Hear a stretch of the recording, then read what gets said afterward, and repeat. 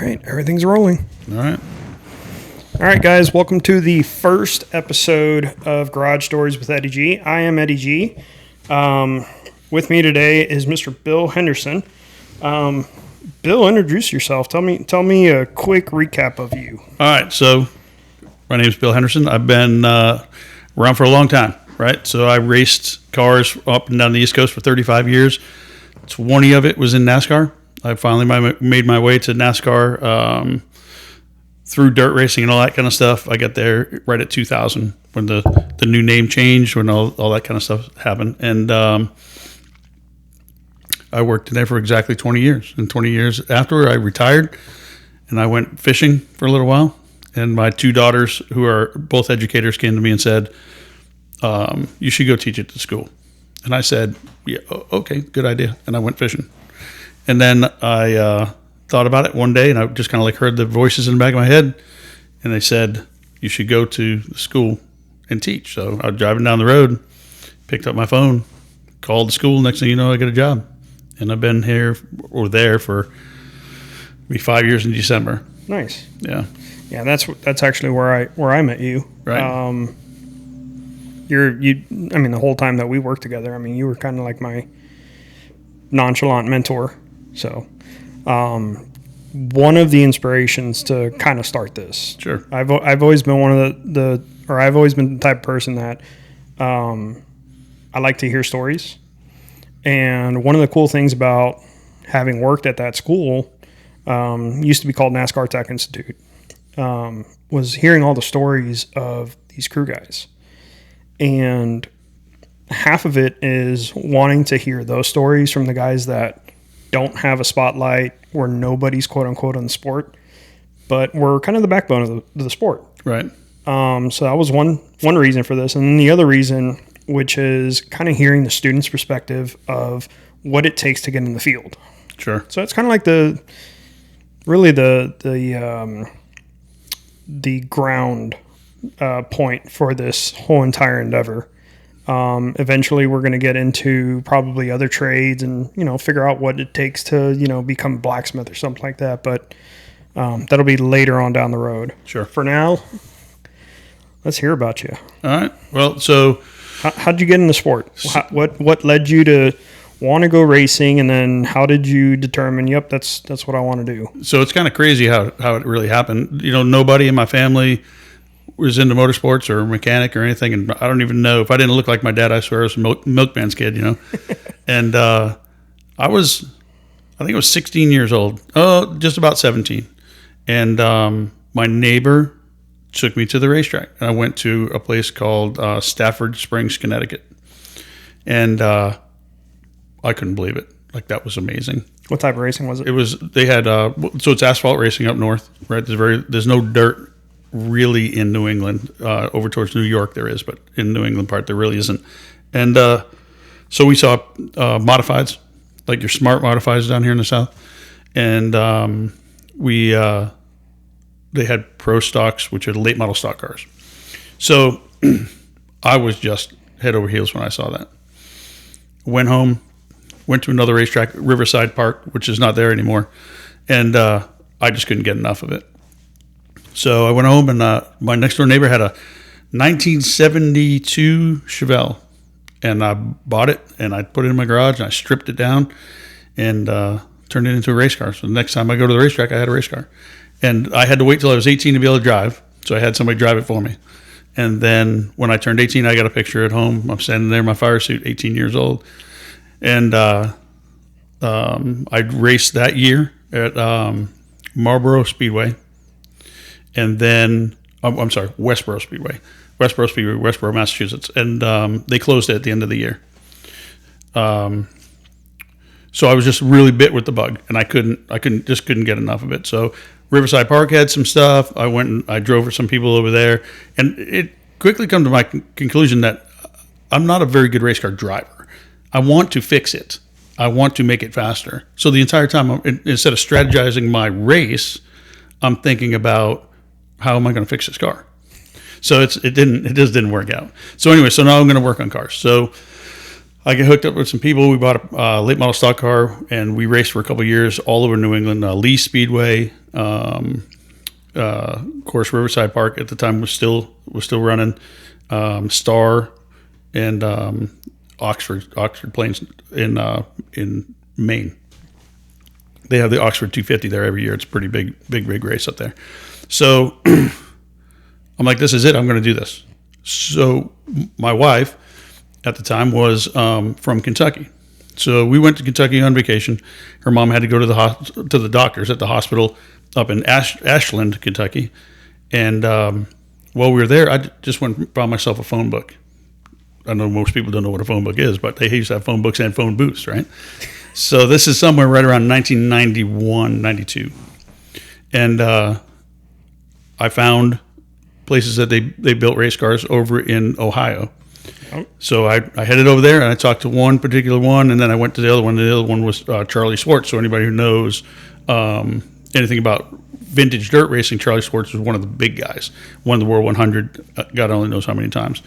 So I went and I talked to them, went back home, and I was working, and I said, I'm going to give them a call. And he says, it's a good thing you called me, because we have an opening. And when can you start? And I said, I'll be there on Monday.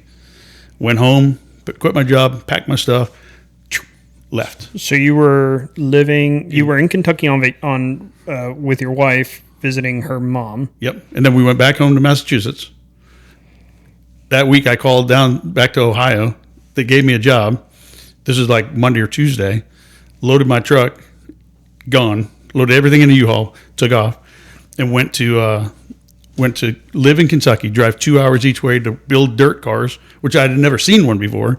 And then we built cars for him for a year. Now, they were like, what, late models, sprints? Yep, they were dirt late model cars, like the World Outlaw stuff. Okay. And we did modifieds and some other stuff too. So soon after I get there, so I leave there kind of towards the end of the year, because somebody said this guy, Greg Stevens, is looking for somebody to run his two-car dirt team. So I'm like, okay, it's time for me to step up, right? So I go and I visit him and I talk to him.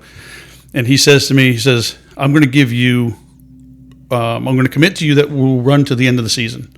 And after that, I don't know what I want to do, because I'm not really running that good and I don't really know. I'm like, okay. So it's him and his son. His son's in high school.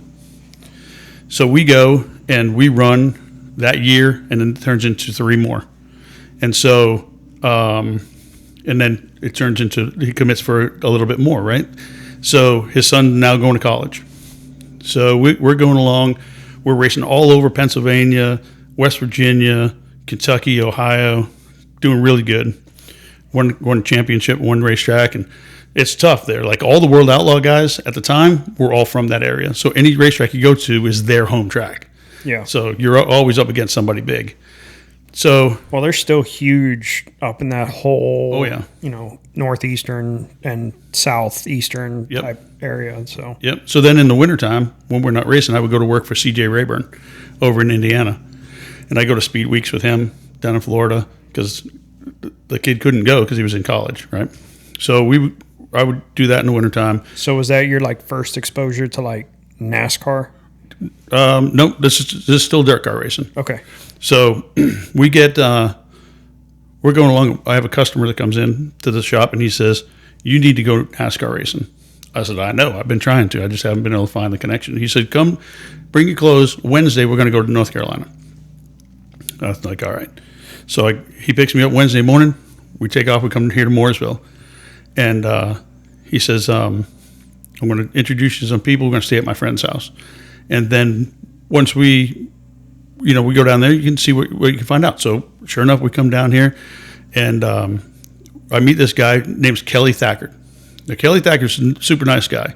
He's an engine builder. I think he was building engines for Petty's at the time. Maybe it was Yates. I'm not 100% positive. Yeah, back in the day when people used to actually build their own engines. Yeah. So now Kelly introduced me to Tony Glover, and that was over at Sabco.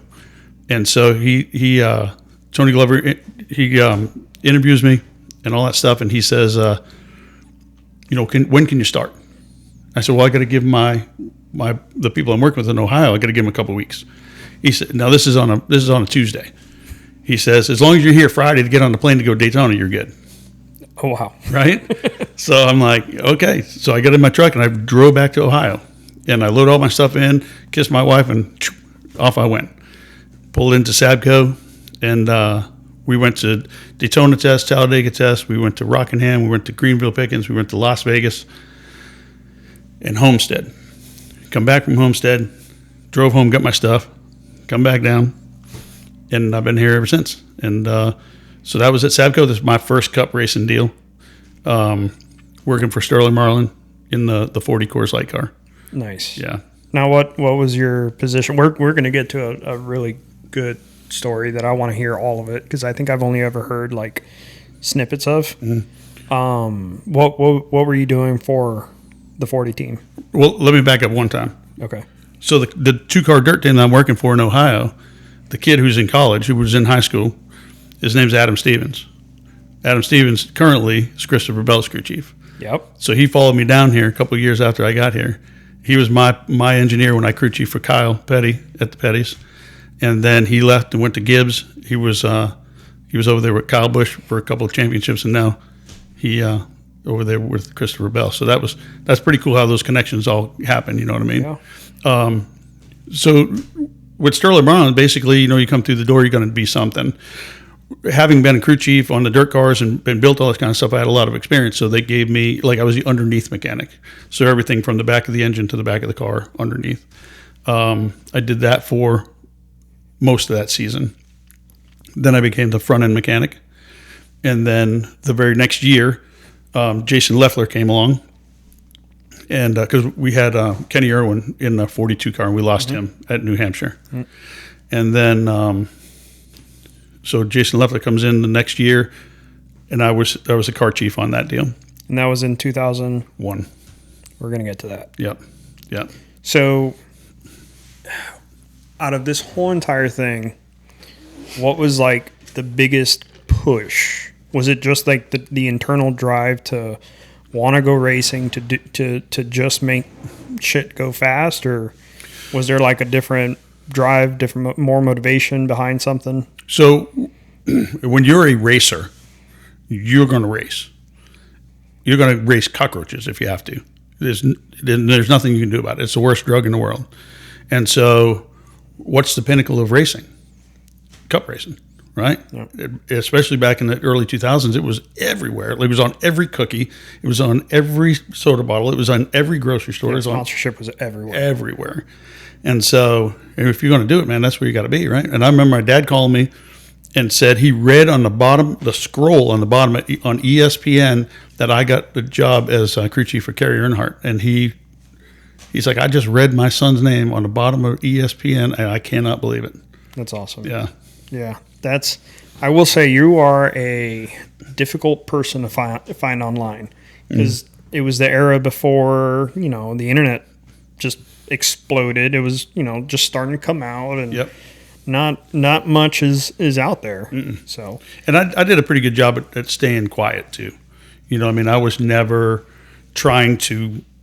I always wanted my actions to give me my leg up. I was never into the politics of it all. I was never getting on TV. You know what I mean? I had a couple decent things happen, a couple of decent articles and stuff, but yeah, it's all pretty much buried now. Now, do you think if you would have been more quote unquote political, been on TV a little bit more, tried to you would have found a little bit more success, getting your name out there? Yeah, for sure. And that's one of the things, like Glenn Feisty, he's a big time engine guy before he got to the school and all. And it's one thing he told me. He says, "Man, you got to promote yourself." And I was like, it's just not me. That's not how I do it. Yeah. So, and it to my detriment for sure. Yeah. Yeah, you're probably, if not the most, probably one of the most humble human beings I probably know. So thank you. You're very nonchalant, chill kind of guy, and like the stories that I've heard from you, I'm hoping this isn't the only time I have you on, because I'm sure there's a treasure trove of stories to have with special races and stuff like that. And oh yeah. The hope I have is to have you and maybe like another one or two crew chiefs on here, and then just kind of like fill the whole entire room with guys and just have at it. Let's just hear all the dirt and old school cheating stories and Right. all the good stuff from back in the day. Oh yeah. So, what? Tell me about 2001. So that is everybody has heard of the controversy, or at least at the time. I guess now it's been put out there that it was just a racing incident, just happened. But back, I remember watching the 2001 Daytona 500. I was a little kid. However, I was old in 2001. And see the race finish, shut the TV off, and then me and my mom and dad going to go grandma's house. Literally, checker flag. All right, cool. Shut the TV off, gone.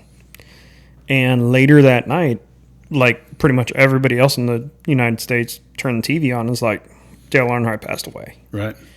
And later on is when you start hearing about Sterling Marlin was to blame, this and that, whatever. And I guess if you're new to the sport or don't know much about it, you would probably be like, yeah, he hit him and he went straight into the wall. And you realize as a fan of the sport that follows it and knows what cars do at 200 miles an hour, it's a racing incident. Sure. And the blocking and everything, but they blamed Sterling Marlin for that for a long time. Yeah, they did. And I mean, I know that there was death threats against him, but I come to find out that it was also the crew. So right. tell me about that day. So let's see. So one of the things that you got to understand is at the end of the race, there's so much to do. So as the race is unwinding, we're not going to pit again. Some of the truck drivers and other non-essential people start moving equipment back to the trailers. And this is before these big, gigantic pit boxes too, right? So we had to move a lot of stuff back and forth to the And you guys had to haul your own pit boxes. Now you don't have to haul anything. Or you can't. Now they're so big they won't even fit, right? There's a lot of chaos going on right there at the end of the race. Everybody's kind of trying to get back. And we didn't really, because the wreck happened turn 4 at Daytona, you're more around the corner. So we didn't see it. Like you could see it on TV. You could see it on the big screen or whatever. But I mean, whoever thinks that something's going to happen to Dale Earnhardt, right? Right. So, it wasn't even a thought. So the thing unfolds, it ends, and so we're all back at the trailer. We're getting changed. My buddy Jake and myself were up in the lounge, and we're getting changed. And here comes Sterling. He comes in, and he's in a good mood, and he's like, he said something about, I can't believe Earnhardt crashed himself off blocking like that or whatever. And when you go back and you look at it, Sterling's left front tire was right on the white line. And what people don't understand is that thing is like that, like it's a 45-degree angle, And if he gets a tire down on the flat, he's wrecking. Yeah. I think the only person that ever put their left front down on the flat was Kyle Busch, and that's an incredible video of him getting that thing down there and not wrecking. Yeah. So, Dale was blocking, and his 2 cars were out front. Yep. And so he was doing everything he was supposed to do. And I'm sure he was, so excited because watching his cars getting ready to win the Daytona 500. And so anyway, he ends up clipping himself off the right front of Sterling's car. And but Sterling didn't think anything of it either, So he comes in, he's in a pretty decent mood, and he gets changed and all that stuff. And like, I'll see you guys next week. And he goes out the trailer. And at that point in time, too, of course, this was, before 9/11 and all that. So we would leave our rental cars laying at the racetrack, and we would walk over to the airport. No TSA, none of that stuff. You just walk right on. So we all cruise over there, and we walk onto the plane, and we're sitting on the plane. And then all of a sudden the hubbub starts. Like people start murmuring that something happened. Was this a private plane? Yeah, yeah. Everybody's got their own planes. And so my buddy Bill Pink, he was our engine tuner, and he comes up there and he sits down and he's like, what's going on? I said, we're hearing rumors. And he said, well, there's Chocolate Myers. Go ask him. I said, well, you're sitting on the outside of the road, dude. You go ask him. So he gets up and he walks out, and I watch him walk over to Chocolate Myers, and Myers like, yeah, bowing his head, yeah, he's gone. He comes back, he says, can you believe it? I'm like, no. Like, it's hard to believe. Like, didn't think the wreck was that bad. So everybody gets on the plane, really, really quiet. Everybody's kind of reflecting on what just happened. And because the year before, we lost Kenny Irwin. We lost Adam Petty. Mm-hmm. We lost Blaze Alexander in the ARCA car, and then I think it was Joe Nemechek's brother actually in the truck, or Tony Roper, one of those two, all at one time, all in 1 year. Yeah, it was a rough year. It was a rough year, and so now we're going to start the next year off just like this. Everybody's just kind of, the humanity of it all is kind of getting to you. So we're flying home, and then the lights come on in the plane, and they said, all right, we're getting ready to land. When we land, take your luggage, because at the time we had to wear uniforms on the plane, right? Some teams still do have uniforms. I know, like Penske and stuff, they do. So change out of your uniform. Don't have anything that says Chip Ganassi Racing on it. No Coors Light, nothing. And because they're at the airport waiting on us. And I'll be a son of a bitch if they weren't. When we get off the plane, everybody's changing their clothes right there on the tarmac. And we go in there, and there's 70 people inside of that building at the airport. This was at Charlotte or Concord? Concord. And I was just waiting for somebody to say something, and surely to God somebody saw our tail numbers when we landed. Like, you just know something's going to happen. But we walked through there, and nobody said a word. We got out, got in our cars, took off, and I drove by DEI, and there had to be 1,000 people there. Easy. So we got home, and got to go to work in the morning, right? Get up in the morning, the windows are knocked out of the place. They threw rocks through the windows, rocks stuck in the stucco on the side of the building. This is when Chip Ganassi was still in Mooresville, right? Yep. So that would have been next to what, Iron Thunder? Yes. So that's the new front row? Yes. Okay. Yep. Yeah, that was originally built by Felix Sabates. Yep, Savco. Yep. So we go to Rockingham, and we had at our work we had some guys who were veterans, right? And they were doing like plainclothes security for us, and so sure enough, I mean, somebody come right at Sterling in the garage at Rockingham. Wow. And it was getting out of hand to the point where I didn't actually watch it, but they told me about it. It was Dale Jr. got on TV with Sterling and said it's not his fault. Like, y'all need to stop. And it calmed it down quite a bit. You still heard a little bit of stuff, still had a few boos, but I think by the time we got to Daytona in July, all that pretty much calmed down. But I can tell you that Sterling's an awesome dude, man. He was so much fun to be with, and he taught me so much stuff. The way the cup racing is, the way that you have to get stuff done. He was really cool about it. He was never a jerk. Like, he's a really cool dude, and it changed him. That day changed him for sure. Yeah, it's funny how. And I've heard this a lot from many different people.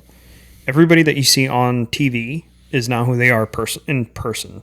Yeah. Very, very few times does it truly reflect. And the image of Sterling Marlin was just like real tough guy, just tobacco farmer. Pretty much. Yeah. Yeah.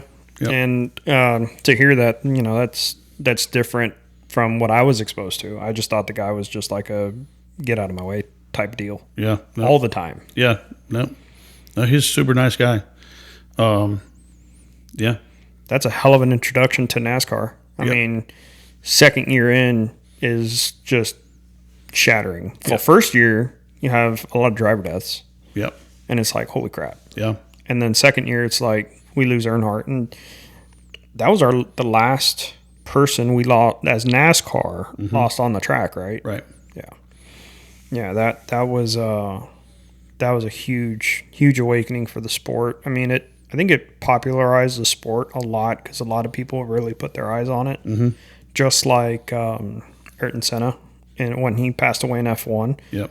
he passed away, and then F1 like exploded, like it just went boom, and everybody started watching it. So what came after? How long were you at Chip Ganassi? So I was at Chip Ganassi's until, well, one thing I was going to tell you was, I was talking to some of the inspectors, of NASCAR inspectors at the time, and they said it was really a gift from Dale Earnhardt that happened, because he would have never let them do all these safety initiatives. He'd have been telling them they're just stupid. That's why he had an open face helmet and all that kind of stuff, because he did things his way. Well, he had different seats than a lot of people. He wasn't wearing the Hans device ever. Right. Well, it wasn't nobody had him until after he got killed. Yeah. Nobody did. When it became mandatory in like the following year? Nope, that year. It was that year? Mm-hmm. Yep. We had a Hutchins device and we had the Hans device. And now everybody just uses the Hans device. It's just so much better. Yeah. But it was just one of those things. Like you can see it, right? You could see him saying, I'm not doing that stuff. Just forget about it. Yep. But once that happened to him, all that safety initiative came in, all the seats, all the seat belts, the helmet stuff that they have, like everything that we have right now that is saving people's lives. Like Michael McDowell, when he rolled 70 times at Texas, right? Those things were a gift from him. And quite honestly, that you'll hear more people say that, and I feel like that's a true thing. Yeah, I've gone.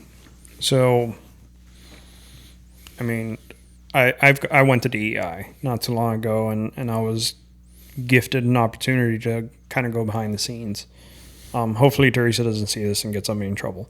But I was able to go back there, and I saw like early Cup cars. Like 90s Cup cars, and you look at them and they're just put together. Yeah. It's like slam it, put it together if it goes fast, we'll keep doing it. Yeah. And the seats, just looking at they were just like sheet metal. Mm-hmm. Just aluminum sheet metal, barely any padding, so he can like really, crouch down in there and, get comfortable and all that stuff. And before that was a thing, I heard that he just ran on like an old bus seat. Probably. So I'll tell you what Sterling Marlin used to say about that stuff. He said, with all the new stuff that we have today, you go back and look at what we used to drive, and you wouldn't get up out of an electric chair to drive that thing. I believe it. Yeah. I full-hearted, they used to run convertibles. Yeah. I mean, way back, they used to run convertibles and all that stuff. But, I mean, you look at, some of Richard Petty's accidents. I remember there's one, I don't think they mandated window nets yet. And you see the car flipping, and right before it hits the asphalt on the driver's side, his arm magically just comes back in. Yeah. But like in the air, it's like out of the window, and then it was like swoop right back in. Yeah. And it's like, oh, that's bad. Okay, now I see why window nets became a thing. And it's pretty amazing how far the sport truly has come. I mean, they've sacrificed some speed. They've sacrificed some racing, I think, for the safety of it. Yeah.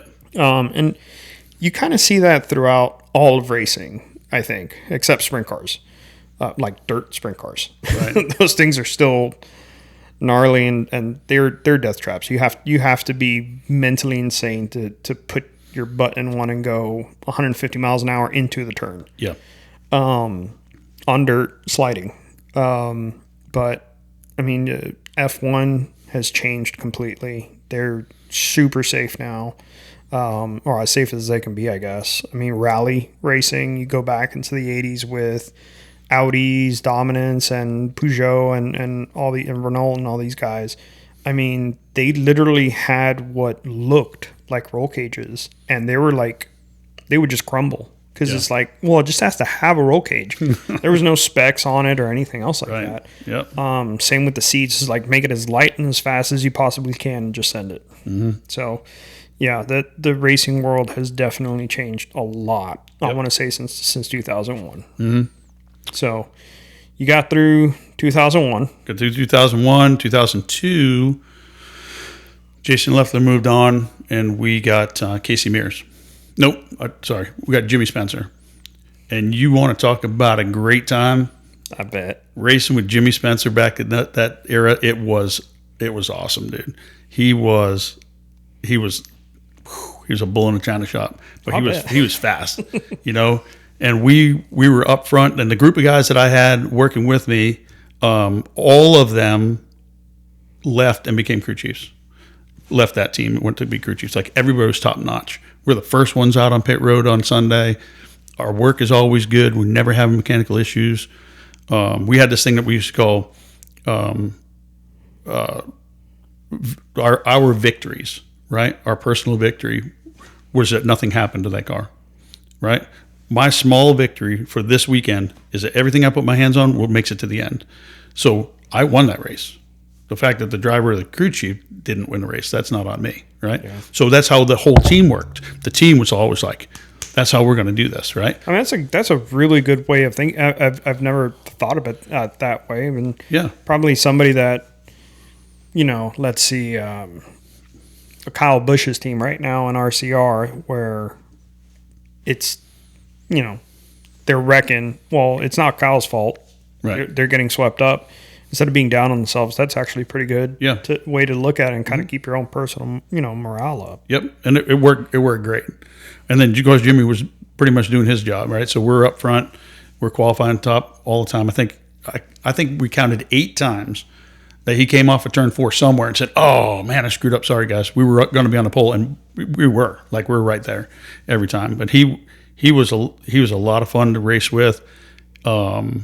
He was always not looking to knock somebody's head off, you know. So what you saw on TV on Fox after the fact, when he pretty much retired from racing, that was who he was while he was a driver. Yeah, that's nuts. Yeah, it was awesome. It was awesome. I seen his wife get in the middle of a couple fights, and I was like, she's just a wee little thing, you know. But she'd been doing it for so long, and he was awesome though, man. He was so much fun. He had so much respect for everybody, and I'm going to tell you the thing that chokes me up about Jimmy Spencer all the time is I watch that man try to rip somebody's face off, and 3 hours later, we're doing something somewhere, a promotional thing, or we were in the garage or doing something, and some kids were there with Down syndrome, and he's loving on them. I mean, he's down there hugging them, kissing them, just talking to him, and it was just like he's so human, he's so caring, but then, you know, don't cross him, right? But he's a super individual. He was a lot of fun to be with. That's awesome. And then, you know, Chip Ganassi was trying to bring the IndyCar mentality to NASCAR, mm-hmm. And you know, Jimmy Spencer was not going to pick up his pinky for anybody, and so it didn't quite work out, right? So at the end of the season, they're going to let Jimmy go because he doesn't fit the mold. Although we're running up front, although we're doing good, he was in the Target 42. He was in right? 41, Target 41. So they get rid of him. So that's 2002, 2003 comes along. We get Casey Mears. Now I like Casey. Casey's a great guy, but he was not. He was young, rookie. His talent level at the time was not high enough, like it was Jimmy Spencer's. It was a great opportunity for him, and it was not a great opportunity for me. So I liked the thrill of going to the racetrack and being up front. You know what I mean? And we just weren't getting it. So opportunity comes, Kerry Earnhardt to be Kerry Earnhardt's crew chief. So, you know, most people kind of shying away from it because Kerry, he was like a dart without feathers sometimes. And so I go there and I meet with him, and he's like the nicest guy you've ever met in your life. And we talk about all the things and talk about why is it that you know, do these kind of, like, why do you run that guy over? Like, for what reason? He's got a reason. you know, or like, okay, well, we're going to tone that stuff down, right? So we work it all out. And he's like, yeah, I want you to be my crew chief. So come to work for us. So this is at Fitz Bradshaw. So we go over there and we're working, and Terry Bradshaw, you know, he's a self-made man, right? And he had a chip on his shoulder thinking that, that Kerry was running off his dad's name.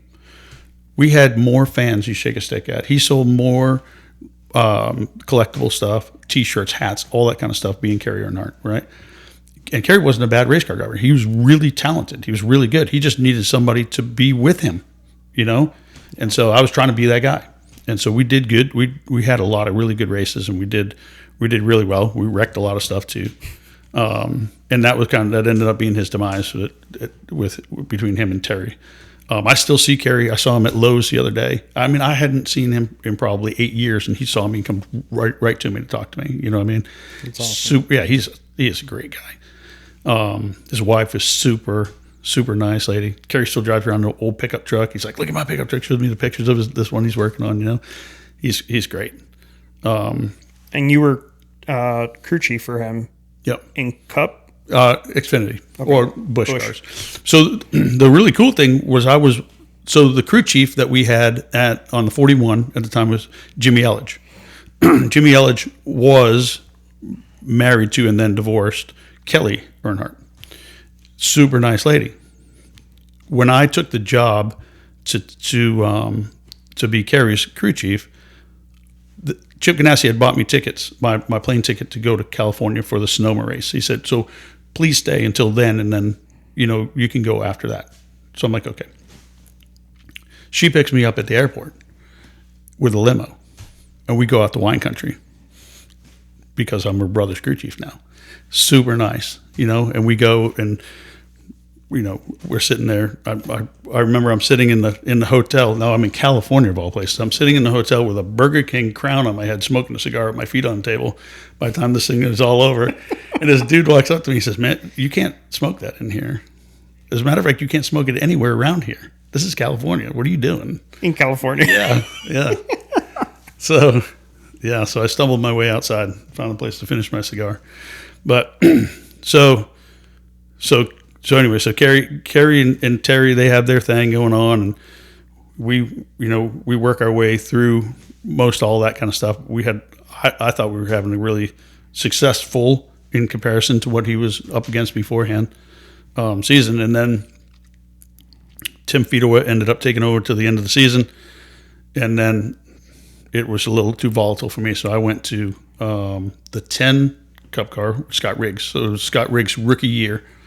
And he had his crew chief, Doug Randolph, who was his crew chief on the 10 Xfinity Nesquik car. Mm-hmm. So they went together. And I had worked with Doug at Chip Ganassi's. He was Jimmy Spencer's crew chief. So we hit it off really, really well. Unfortunately, for that whole situation, like 2 months into it, I get a phone call from Adam Stevens. He says, meet me. I don't even know where we were. Watkins Glen, I think. Meet me at this place. So I get in the rental car and I drive over and I sit down. He says, slides me a piece of paper, and he says, this is what we want you to do. Come be the crew chief on the 45 at Petty's. And I'm thinking, that's a big step, right? So I'm like, I'll go talk to him. So I go up there one day after work, and we all sit down and we talked about all that stuff. And the guys from Multimatic was the engineering team, and they all sat down. And then when I left, they called me on the phone. They said, "You want this gig? You can. You know, we want you to be the crew chief for Kyle." I was like, "Man, that's just amazing, right?" This was like 2004. 2004. So he was a Sprint 45 by that point, right? It was a Sprint 45. Or we had a few different ones. We had Brawny, yep. And which was funny because they had the big brawny guy on the side, and every once in a while somebody would put a piece of black tape over one of his teeth, so he had a blacked out tooth, right, on the side of the trailer. And but it was awesome. Like I was there with the King every day. Dale Inman gave me so much shit it wasn't even funny, like all the time, every day. I have heard, so I haven't heard much of Petty. I mean, I have, super nice guy. I've heard Inman is also a very humble, nice guy. Yeah. He He is like he doesn't get loud. He doesn't get mean. He just tells you how it is. He would tell me, you guys don't have points for this. You got to make it on time, right? Make sure you're prepared to make this race on time. Like, yes, sir. Every week. Yes, sir. Yes, sir. Yeah, that was back in the day before the guaranteed. Yeah. We still had second day qualifying too back then, right? So you qualify on Friday and then you could go second round if you wanted to. Luckily we were good. And then, Kyle is Kyle Petty. I'll kind of leave it that way. You know what I mean? And it was a learning experience. I learned a lot. And then Adam Stevens left me, went to Gibbs because he was my engineer there. Kind of left me up there by myself. And then they kind of screwed me a little bit. They said, Kyle comes to me and says, I want you to be my crew chief next year. Well, they had called me from the 10 to go back to the 10. And I told them, I said, they just offered me this gig for next year. So I'm going to pass. And then came back from the holidays and they said, yeah, we're going to do something else. We're going to go in a different direction. So after you had already turned down the 10, they came back at the 45 and were like, no, we're good. Yep. Right after the holidays. His words were, I don't want you to go to the holidays thinking you don't have a job, which would have been a whole lot easier than coming back from the holidays and find out I didn't have a job. Yeah. So, because now you got to hustle and find something for the next season. Yeah. So you were crew chief 2004 for the 45. Yep. Okay. Yeah. I'm gonna go find some old racing footage, see if I see you bobbing around somewhere. Yeah. And so it was. Let's see. Let me think about that for a minute now. So we did the 45. And then, so Adam Stevens was at Gibbs, so I went kind of leaned on him a little bit, and he let me talk to Doug Hewitt, and Doug Hewitt hired me to be on the 19 Xfinity car, which is kind of a experimental car. Like they would give us experimental setups. Like we went to Bristol with 4 600-pound springs in the car. That was it. That was what he put these springs in. You can change the sway bar, shocks. You can't change the springs. So we go there and we run. I think Bobby Labonte was driving. I think we finished 5th, right? And then so we had Bobby all of the time. That's not common to have all 4 springs the same. And not even close. Yeah. At the time, back then, I mean, you were running a 3,000-pound right front spring most of the time at Bristol, Man, that thing must have been really digging the corner then. Yeah, and the rear springs are nowhere even near that. You need more right rear and a little less left rear, But it was an odd experience. But that's what they wanted to do. That's what we did. And we had Bobby Labonte drive most of the time. We pretty much finished in the top 5 most all the time. And that year we moved the Busch shop from Orr Road down in Charlotte up to where it is now, which is just up the street from the main Cup shop in Huntersville. In Huntersville, yeah. So we moved into that building that same year, and then let's see. So the end of the year's coming. I get myself divorced. I need money. That's the first one, right? Second one. So I get myself divorced and I need money, so I have to go work somewhere else because Gibbs is the best place in the world to work. If I was to pick the grandest place that I ever worked was Penske. The best place I ever worked was Gibbs. I get that. But they don't pay a lot of money because they are who they are, right? So the lower budget teams need to pay more money to get talent. So lucky for me, the BAM Racing was handing out cash in buckets. I know that. It was a 49 car at the time. Kenny Schrader was there. Shauna Robinson was there. And this other guy, Brent Sherman, was there when I was there. And then Kevin LePage, I think, finished out the season. So there was a lot. A revolving door. Yeah. But they were paying, and I needed money. So I went there, and I worked out that year. And then the door opened up for me at Robbie Gordon's. So I went there to Robbie Gordon's, and what I did there was I was car chief. I was there for 3 years. So I was car chief, and then in between crew chiefs, I would be the crew chief. So he had, yeah. So Greg Irwin was there. Greg Irwin, I worked with him at Chip Ganassi. Well, at Sabco first, and then Chip Ganassi's. And Greg's the crew chief. He needs somebody. I went over there to help him, and they paid me good, so I went over there. And Greg is kind of having him and Robbie are fighting, right? So I go, Greg's going to leave. So Greg leaves. I crew chief to fill the gap. Gene Need shows up, and then Gene's good, and then Gene runs. I'll tell you this story. So we are at Talladega. This is with Robbie's team. Robbie Gordon. Okay. So we're at Talladega, and Robbie's running up front, like we're out front, and he says, "I'm going to go to the back." And Gene says, "Stay up front. You won't get in a wreck if you stay up front. If you go to the back, everybody's wrecking in front of you." He says, "No, I'm going to the back." And Gene says, he comes down, he walks over to me. Now, I'm the car chief, so some car chiefs go up on top of the pit box. I don't. I stay down on the bottom, make sure everything's going good. And he comes up to me, he says, "I'm going back to the trailer." He says, "If Puss Boy over here decides to go back to the front, I'll come back."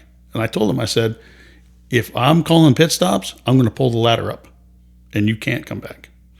So he laughed at me and he walked away. So a couple pit stops come and go. Robbie doesn't even question that I'm on the radio. Doesn't even question it. So comes and goes. Here comes Gene, walking back over there, climbs up the ladder. He says, "All right, I got it from here." I'm like, okay. So he does. Was he at the front? Yeah. So that finished that day. That day finishes up. So now those guys are feuding, and we go to New Hampshire, and he runs them out of gas On purpose. Not the first time.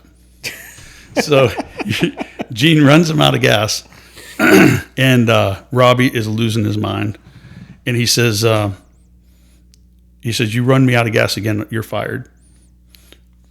So what does Gene do? Same race. Oh, runs him out of gas. So now he's out of gas, and he's screaming on the radio, "You're fired, get off my pit box," blah, blah. Losing his mind on the radio. He comes down, and Gene's going down, and I'm walking over to the ladder. I'm like, wave to him, and I climb up the ladder. Right? And almost like this is a normal occurrence. Yeah, we know this is happening. So I go up there, and we get fuel in the car. We get him back out on the racetrack. And then he says, "Somebody go to the trailer and get Gene. Get him back here." So somebody runs to the trailer and gets him, brings him back. He gets back. He says, "Gene, you back down?" He says, "I'm back in the box." He says, "Okay. All right." So this is, and Robbie's got his grand plan going on. And Gene runs him out of gas again. So he's losing his mind, and he's like, "That's it, you're fired." And he fires him again. So twice in it? Twice in the same race. So Gene goes back to the trailer, and I climb up on the thing. I mean, this is just, one of the, you're just shaking your head. And I said, so we get done with the race. I don't even know where we were because we were such a mess, but we're pushing the car back to the trailer, and there's Gene standing there in his shorts with his briefcase in his hand, right? So he says to him, on the way home, on the flight home, Robbie is famous for this one. He says, "Everybody will be at the shop at 6:30 in the morning. We're going to have a meeting." So everybody's there, 6:30 in the morning. Robbie comes strolling in at about 7:20, and Gene's sitting there in his street clothes. He's fired. He's not even working there, and he's there to get his bonus check that Robbie owes him. So he says, "Why are you here?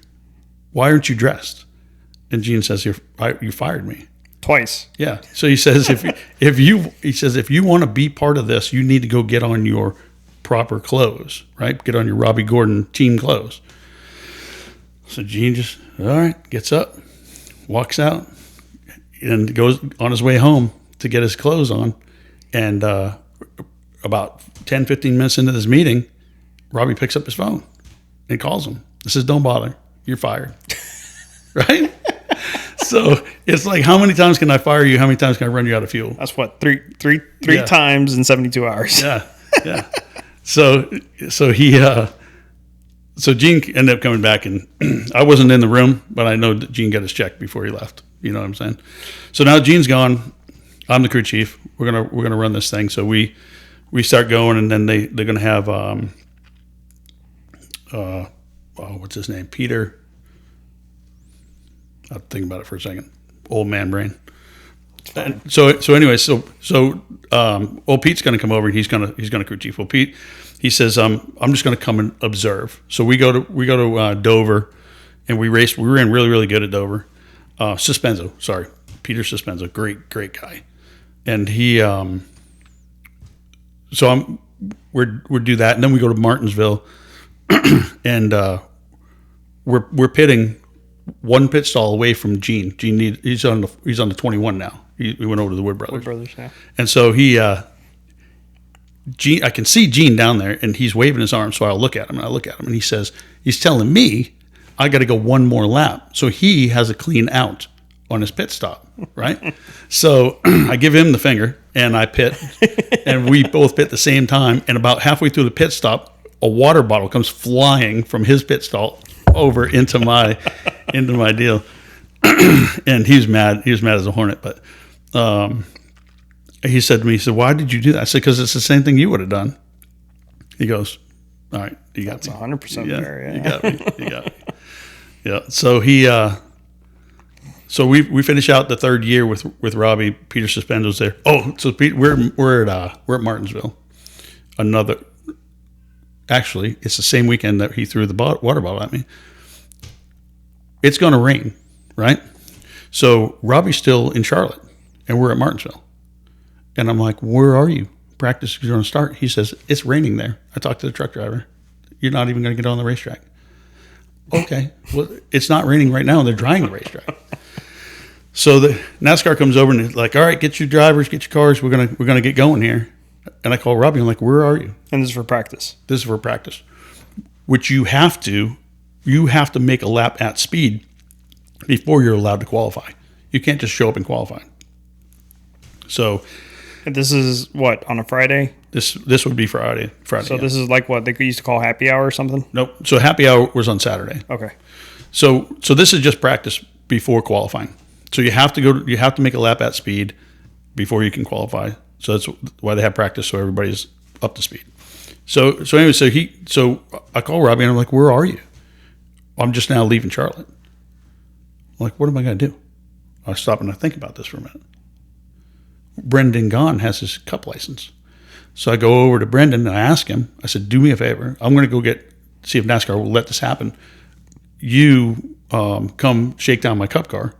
When Robbie decides to be here, he can shake down your truck. Maybe they'll allow that to be time on the racetrack. Everybody's happy. We can move on with the weekend. It's like, yeah, no problem. So I walk over to NASCAR and I sell them the deal. And they're like, okay, that's what we're going to do. Peter Suspenzo is losing his mind. Like, he's never dealt with somebody like Robbie Gordon before in his life. I don't think many people have. No. So so Brendan comes over, shakes down the car. Everything's good. Robbie comes walking in the garage right at the end of practice. I tell him what he's got to do. He gets his stuff on. He goes over there, runs around with Brendan's truck. NASCAR's happy. Everybody's happy. Whew. Right? So now we go qualify. We do our thing. Saturday comes. Normally Saturday you have practice. And then after the Busch race, we would have the happy hour. But I'm trying to think of what year that ended. That ended pretty early. It wasn't in effect at that point in time. Okay. So anyway, so we do our practice on Saturday. We go back to the hotel, to the house. We're staying in houses, and Peter says, "Man, I don't really feel good. I'm gonna go lay down." Okay, I can understand why you don't feel good, right? Robbie does that to people. So the next morning, we get up and we go to the track, and Peter's off just a little bit. And so I'm in there and I'm working. I'm trying to get everything ready for Sunday morning. And he comes over to me and he says, "Hey, I got to go." Like, what do you mean? He says, I gotta go. They think I'm having a stroke. I said, a stroke? He said, yeah, I haven't felt good since yesterday. And they think I'm having a stroke. That's a long stroke. Yeah. So I looked at my watch and I said, dude, this race starts in 2.5 hours. You better hurry up. And he looked at me like I was serious. And he said, like, shook his head like, I don't even know what to do with you, and walked away. So then here comes Robbie. Where's Peter? I said, you gave him a stroke. He said, what? I said, yeah. I said, you're the only race car driver in history to give the crew chief a stroke. right? So he's like, all right, what are we going to do? I said, this is what we're going to do again. So we took off, and then Peter, he was in the hospital for a little while. Wow. Yeah. So did he actually have a stroke? No. Luckily for him. But we, so that year comes and goes.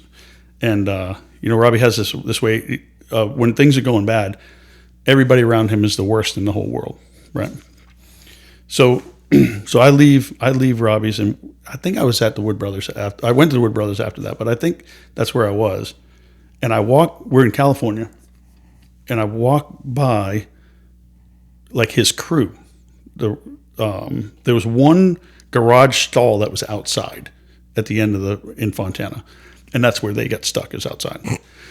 And so they're like all down, like they're down on themselves, and they look like a bunch of hobos. I'm like, what is wrong with you guys? They said, Robbie said we're the worst team in the world. I said, dude, there's no way. We were the worst team in the whole world. So if you guys were that bad, you guys were really bad, right? And I said, don't worry about it. The next team will be even worse than you. I promise. He'll tell them. Damn. Yeah. That's rough. Yeah. Yeah. There was a race. It was a road course race. I think it was in a COT car or something like that, where like they threw the caution out and he wasn't in the lead car. And gosh, I forgot what race that was. It was him and somebody else, and they started doing like donuts, like burnouts together. Yeah. So I'm trying to remember. I want to say it was at New Hampshire, but I don't know that's to be a fact. Somebody wins the race. He felt like they screwed him somehow, so he was going to do burnouts like he won the race, which he didn't. Right. He was just throwing a temper tantrum. That's all that was. Yeah. So we were at Sonoma. Well, Gene Need was crew chiefing at the time, and Robbie's like, man, this car's good. Gene says, nope, it's not. We got to do something. He's like, no, leave it alone. Leave it alone. It's really good. Gene says, nope, I'm telling you, it's no good. We got to work on this thing. So we bring it in the garage, and we changed sway bars and did some other stuff to it. And he sends them back out there, and by God, we're a lot faster. He said, I told you there's something wrong with the car. Let's come back in. We make some more changes, and we're even faster yet. He says, okay, now we're going to leave it alone. So we qualify on the pole, or first or second. Take off, and Gene's like, you got to save fuel. Well, Robbie's dad is one of the spotters, and him and Robbie have a plan.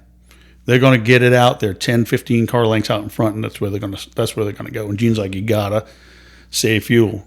You got to save fuel. You got to save fuel. You got to save fuel. And they were like, come on, Robbie, keep going. A little bit further. Keep going. Keep going. And so they're using up all this fuel. So road course racing, this was no stage racing. Yeah. So basically the first guy to make the last pit stop is going to cycle out to the front for the most part, right? And we led almost that entire race, and then right at the very end, we were short, and then we ended up, maybe we ended up fifth or something like that, but damn, we had that sucker won. Like, it was easy. It was easy. We were walking away with it all day long, and they just wanted to get out front, get further out front, and then just kind of screwed the whole thing. I kind of missed the racing before the stage racing. You really had to work backwards. Yep. Yeah, I missed the old school strategy. I don't mind the stage racing. I just don't like the stage cautions. Yeah. Like, fine, you want to make little races inside the race, whatever. Don't throw a caution to basically bunch up the field and then kind of restart. Yeah. You're running through races at that time. Yeah. Or at that point. Cautions breed cautions. Yep. So that's why they want to have them.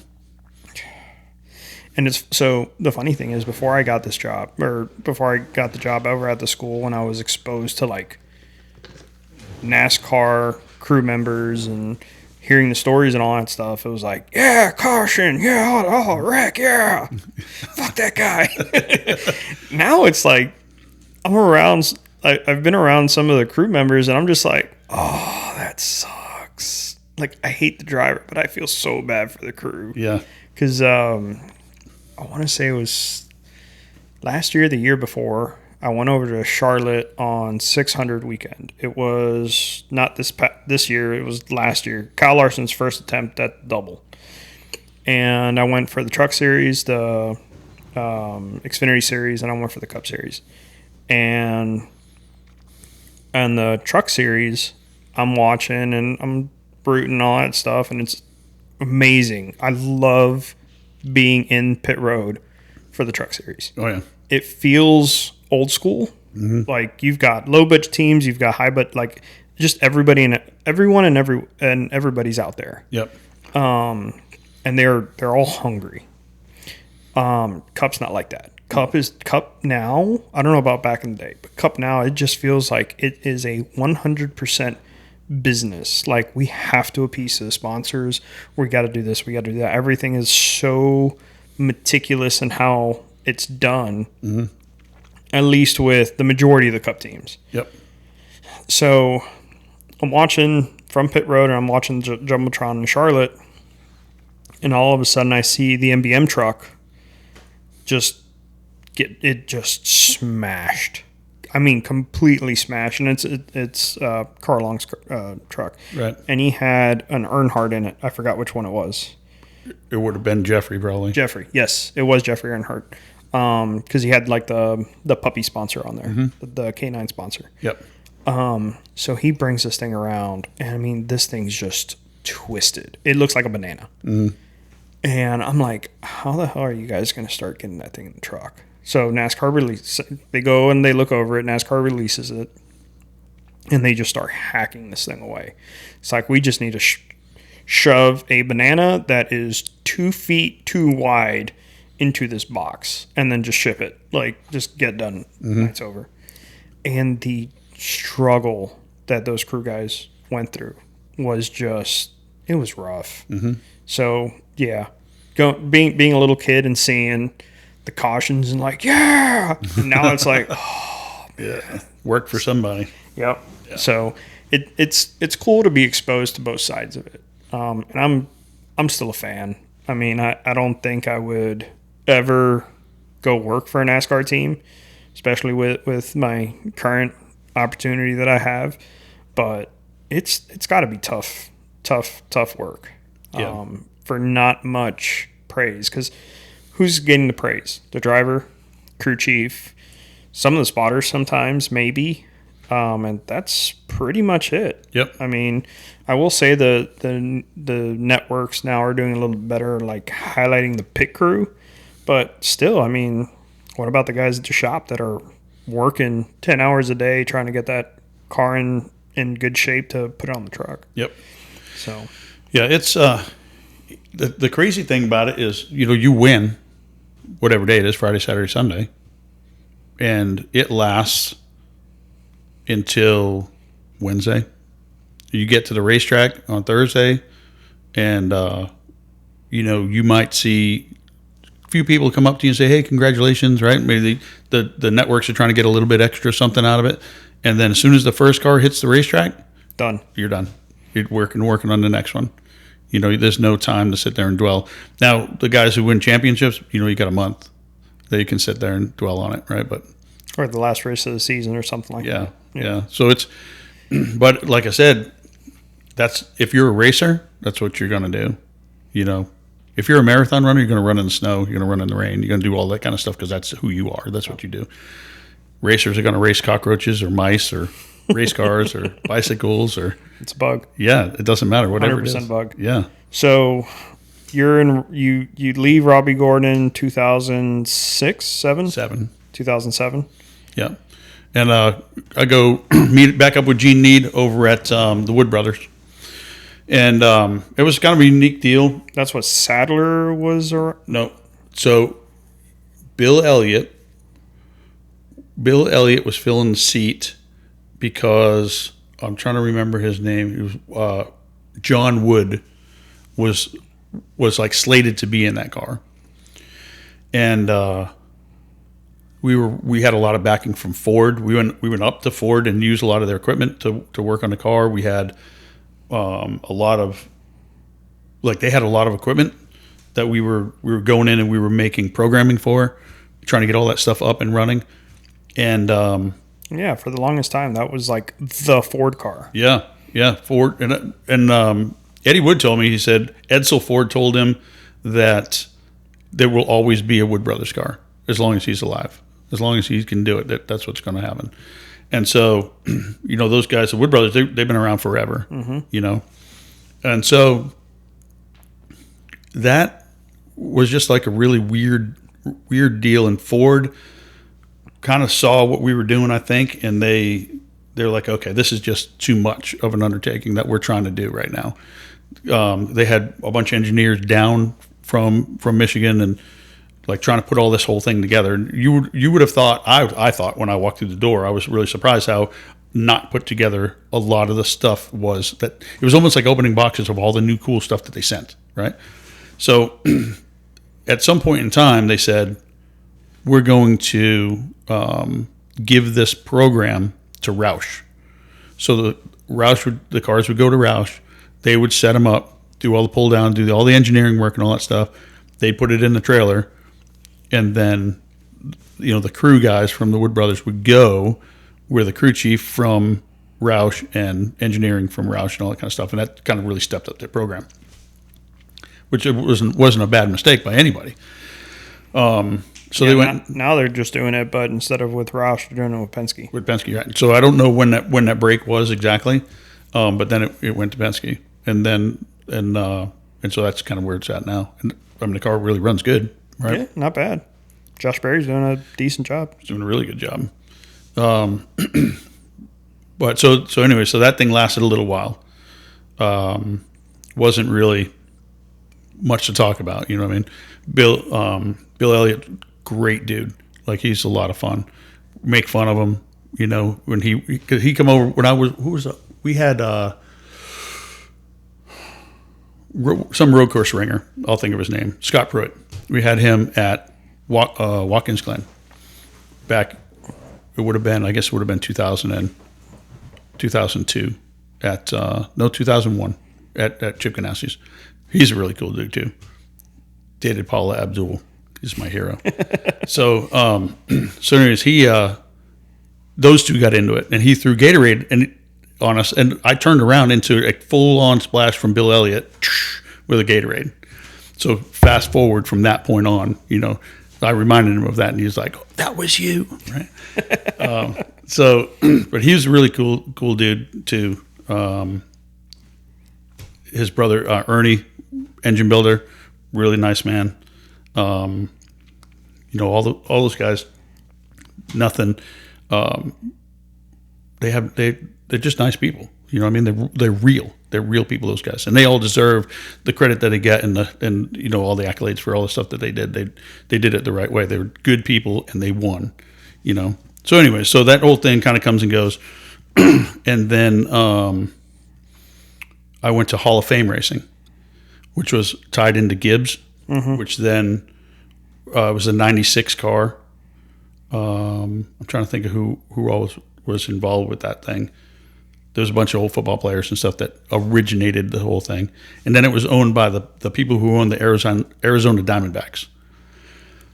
So they come to us and they said... So this is kind of like the introduction of NASCAR into like that franchise, big spread out ownership, where it wasn't just a couple good old boys like RCR owning his team and Earnhardt. And if you think about it, it was right around the same time that whole Fenway...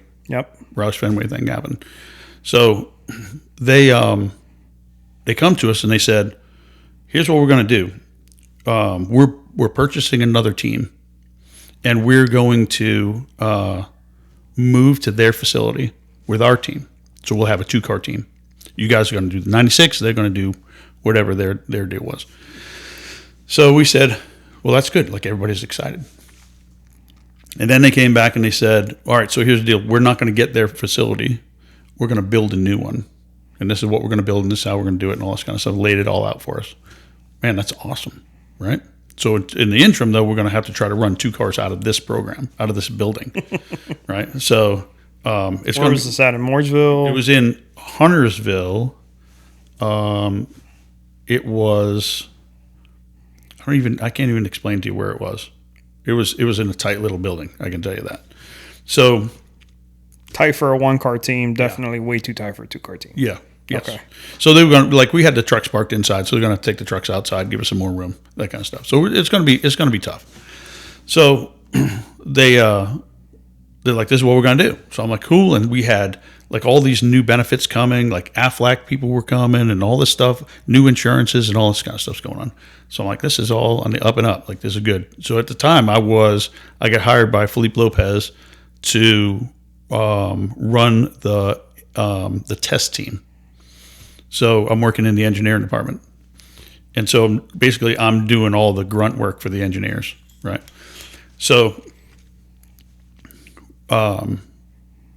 this is the plan, man. This is what we're going to do. So we and this is still in the 96 team, right? Still in the 96 team. And so JJ Yaley comes to drive that, right? So Tony Raines was in it, and then they moved Tony aside and brought JJ in because he was under contract with Gibbs, I think.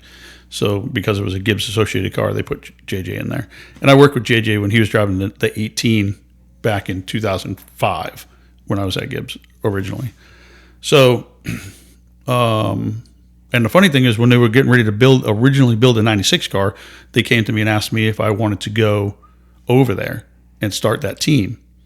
But again, at that point in time, I need to make a lot more money. So that whole thing kind of sent me down that track. So I end up over there. So everything's really cool. I got my own office. Like, everything's really awesome. So I went home and I told my wife, I said, I got this great idea. Let's take our savings that we have and pay off everything we own, except for the mortgage. We won't owe a penny to anybody. Everything will be done, right? And then we'll start building our savings back up. She goes, all right, well, let's look at it. So we sit down and we look at it all. And we go through all the process. And we're like, okay, this is a good idea. Yes, let's do it. Okay. The ink wasn't even dry on the checks yet when they shut the team down. They came in and said, it's over. We're done. So did they even run?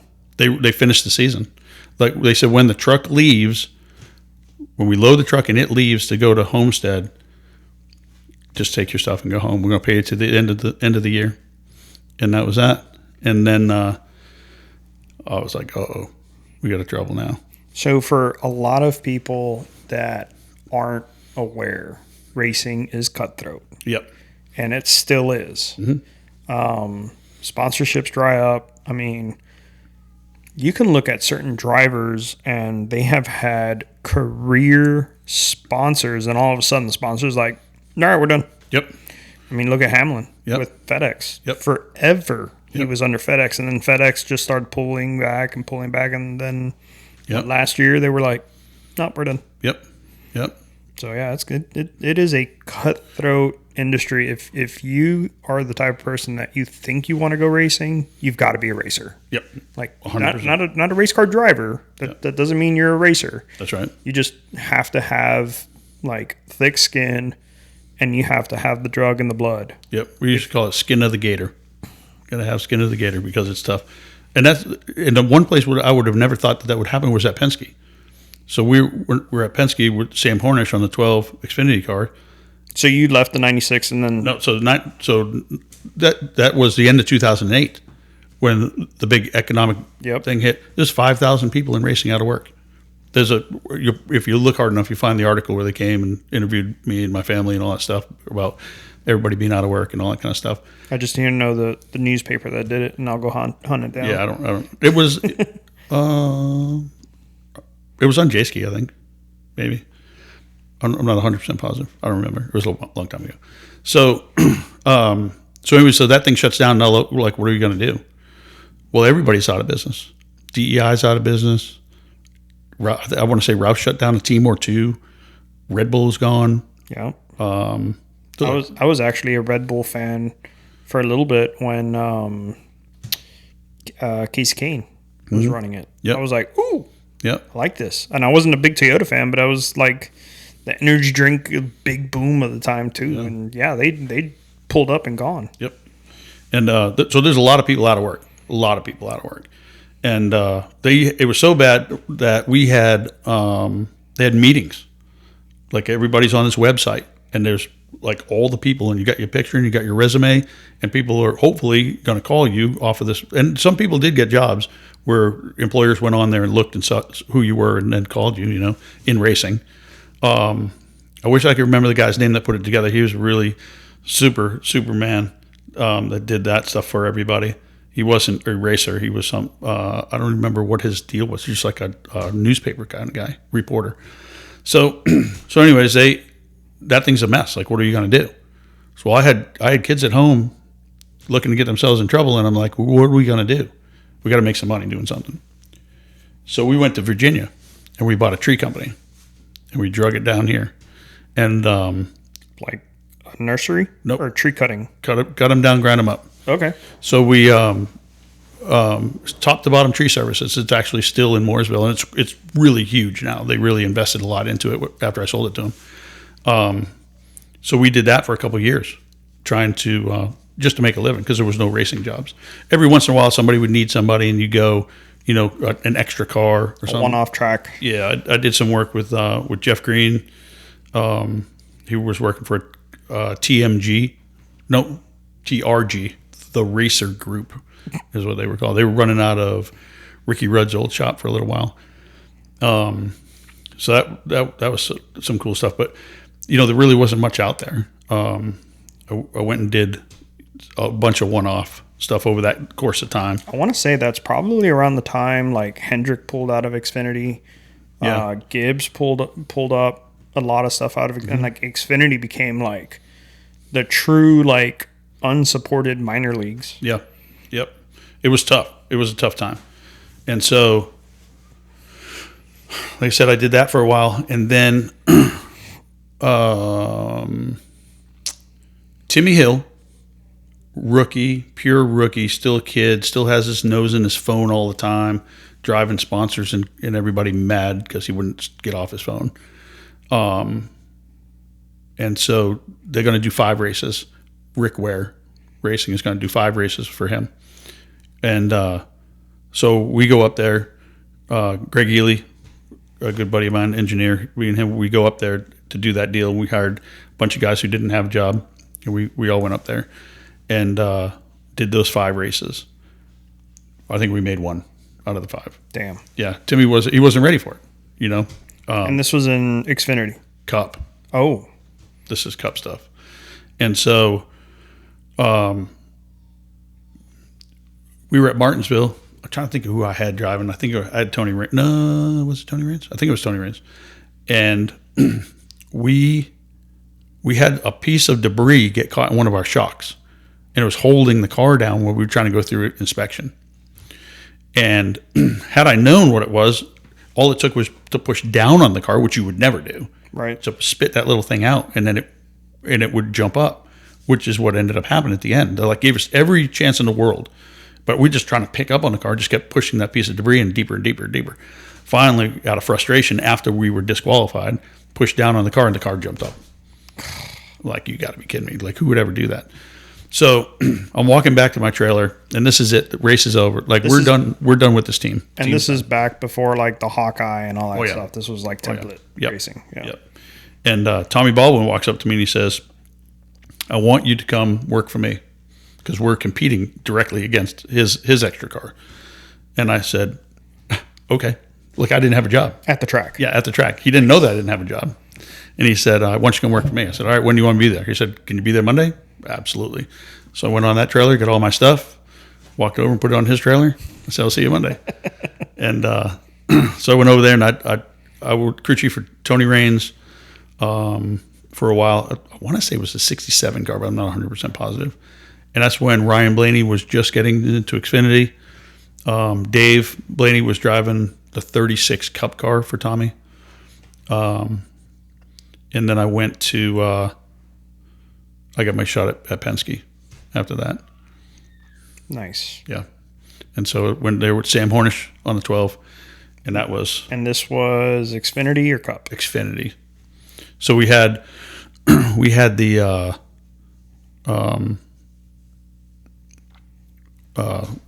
12. The 12 car was Sam Hornish, and the 22 was everybody else. Right, everybody drove that car. Like the guys from Cup would come in. And so Brad and Joey and Ryan Blaney had come. So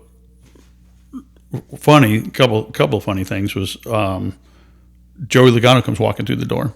Well, back in 2005, when I was at Gibbs, Joey Logano was just a little kid. Like, he's 3 times bigger than he was back in 2005. He was just a little kid.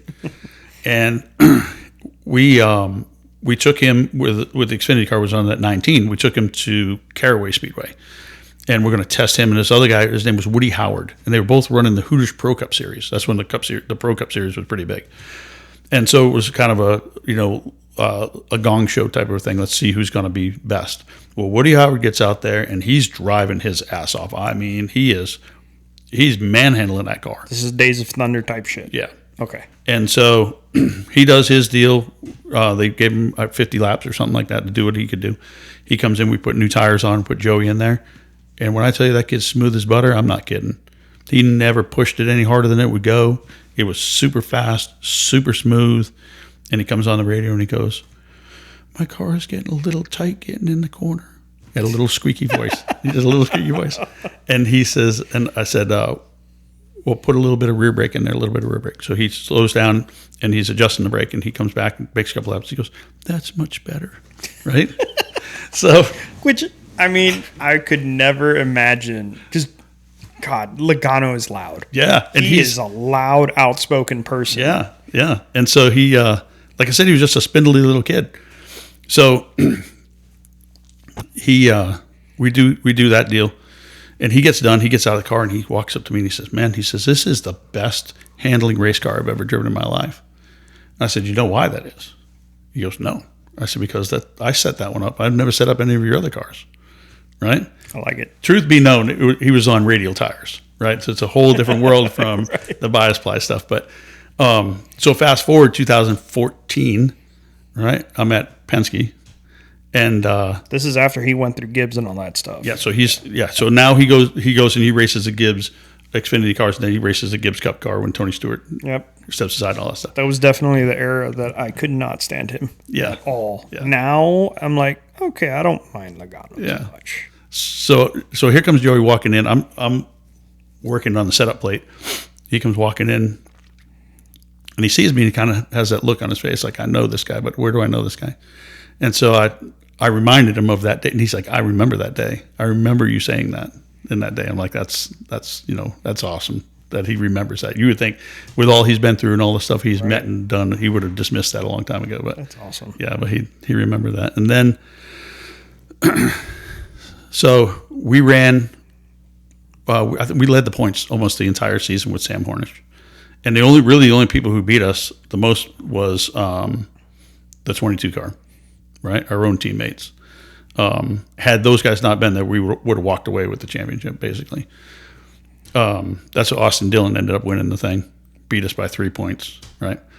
That was something, that deal. But we're at Iowa, and we're sitting on the pole, and Ryan Blaney's in the 22, and he's sitting right next to us, and we're standing around before the race, and he says, "Man," he says, "I'm so nervous." I said, "What are you nervous about?" He said, "Man, we're sitting on the front row." I said, "Listen, just jump in behind us right when we go green. Jump in behind us, follow us. We're going to lead this. We're going to win this race. There's no way. We're that much faster than everybody. We're going to win this race. You just follow us. We'll be fine." The little bastard took the lead on lap 1. We rolled off, and we take the green. We come around. We roll off into turn 1. He passes us for the lead and never gave it back. And he wins the race. And we're like, how does this happen, right? Maybe he misunderstood you. Yeah. That's why he heard, "I'm going to follow you." Yeah. So I told him that. I said, "What part of follow us did you not understand?" He said, "You opened the door, man. I had to take it." Damn. Yeah. Damn. Yeah. Yeah. So that was that. So the end of that whole thing went a great year. Everything was awesome. And getting back to what you're talking about, it being so volatile, we come home after Homestead. So I want to say the banquet was like Wednesday. I think the Busch banquet was Wednesday. So we come home. We get on the plane. You bring your wife with you, right?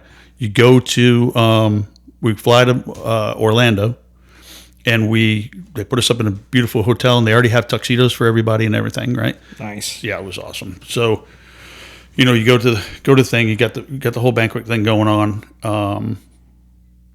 We turn around after the banquet and we go home. Maybe it was, so we go home. So we got to go to work on Thursday, Friday, whatever day it was.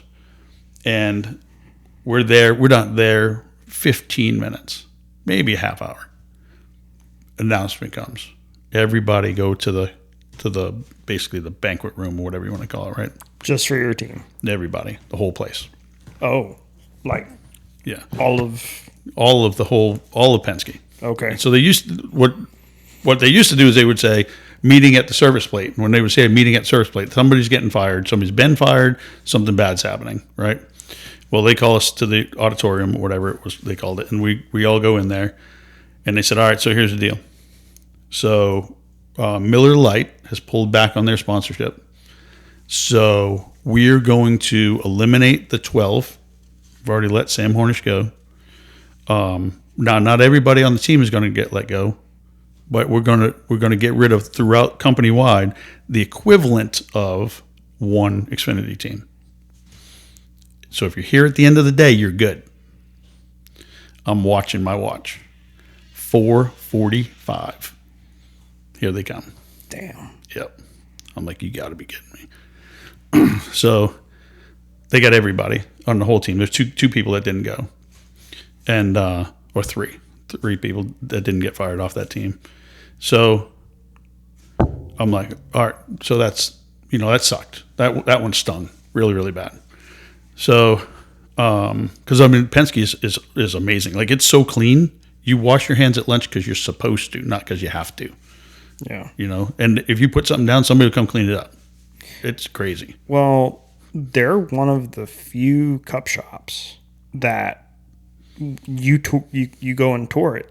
I mean, and it doesn't, like the catwalk that it doesn't look like it's functioning. Right. It looks like their shop is just a showroom for their cars. Yeah. And yeah, they operate out of that. Yep. I've never toured Penske. I've only ever seen the pictures of it and all that stuff. And just people posting it online during normal tour times, not special, homecoming week or anything like in Charlotte for the Charlotte race. And it just looks immaculate. It is. It's amazing. I've toured Hendrick's shop. And it's the same thing. I mean, you get it. It's just a totally different level of like cleanliness, prestigious. Like, same thing. It's not that it's because you have to. It's because you want to. Yeah. Like, I want to take care of my home. I want to make sure everything's clean. I want to eat off this floor. Right. Yep. Yeah. It's absolutely amazing place. So we get done with that place, and then.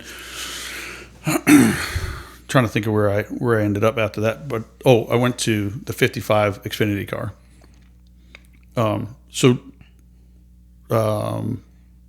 get a call from Penske. They sent me an email, and then about our championship rings, because the 22 won the championship, right? Or the owners' championship. We were supposed to win the drivers' championship. We ended up not getting it, right?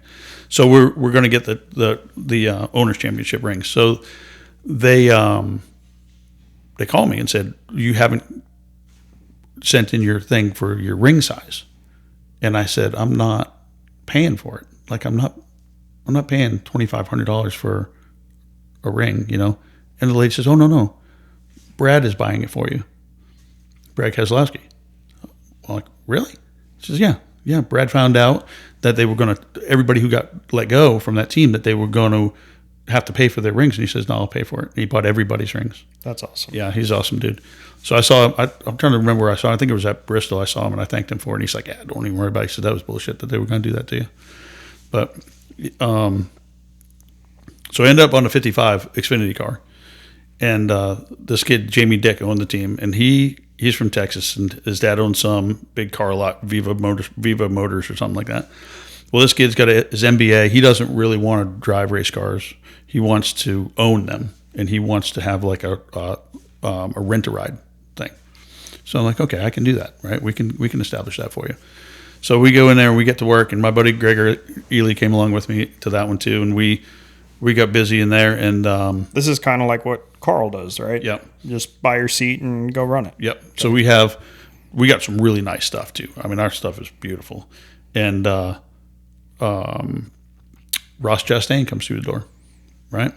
Ross Chastain is still a watermelon farmer at this time. And so we ran him in his very first 2 Xfinity races he ever ran. And so he wants to race at Charlotte. So we go to Charlotte. And we're running pretty good. And it's going to be a fuel mileage race. And I'm like, okay, so here's what we're going to do. We can, if we can save enough fuel, we're going to finish 13th. Not bad for your first Xfinity race. So we're going to finish 13th. And he says, or what? I said, or we pit and we finish 15th at best, right? So he's like, all right, we're going to save fuel. I said, I'm with you, bro. Let's do it. So we're going, and I'm like, dude, you got to slow down. You got to slow down. You got to save fuel. You got to slow down. You got to slow down. You got to slow down. And so there's no way we're going to get past, like the cars aren't even near us that we're racing. And I'm like, you got to save fuel. You got to save fuel. You got to save fuel. We roll on white flag lap. We roll into 3. He lifts. Car shuts off. We roll across the start finish line. We finish 15th. Damn. Yeah.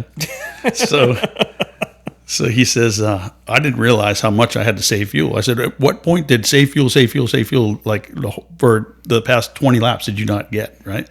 So he says, all right.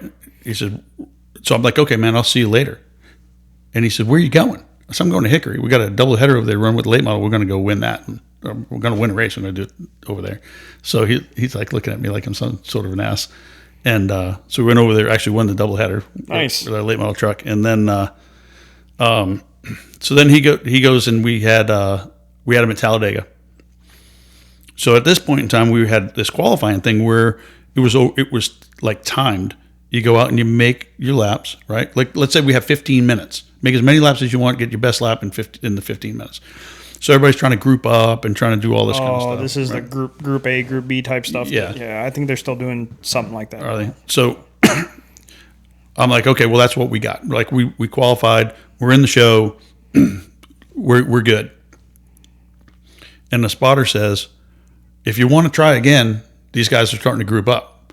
All of a sudden, the car starts up. I'm like, well, where are you going? He said, let's go out and go faster. I'm like, dude, we're in the race. Let's just like stop. This is speedway racing. You could be in the front right now and you'd be in the front, in the back, the next lap, you know? I could almost feel where this is going. Yeah.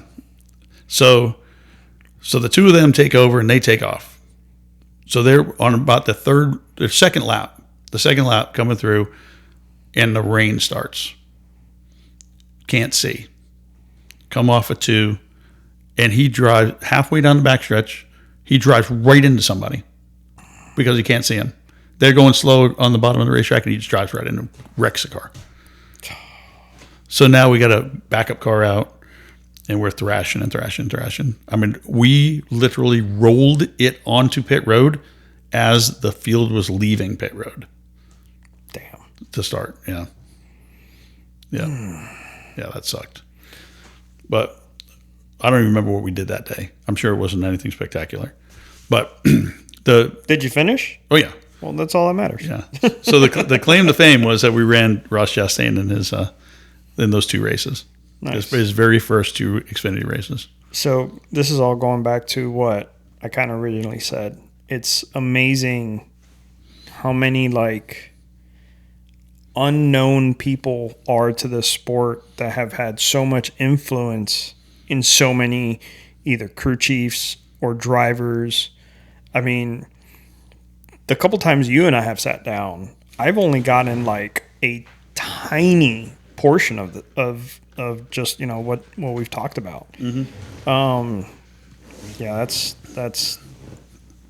it's eye-opening to say the least. Yeah. So that was what, 2000? That'd have been 16, right around there. I'll tell you, when you talk about stuff like that, we have, you know, we run the dyno, the chassis dyno at the school, and we have the race teams that come. And so I get this call from this guy. He's working for the school. I want to say it's the Goddard School or something, but basically it's a school for kids who have dyslexia, like really bad dyslexia. And they have, what are they called? They are called TA2, I guess, like a Trans Am 2. Yep. So they have a couple of those. So he brings it over, and then he picked himself up a job working at SS Greenlight with what's his name? Smithley is it, right? The driver. So they got the 14 Xfinity car. Garrett Smithley. So this is this particular guy was Dale Earnhardt's crew chief when he won his very first championship. Nice. Doug Richard.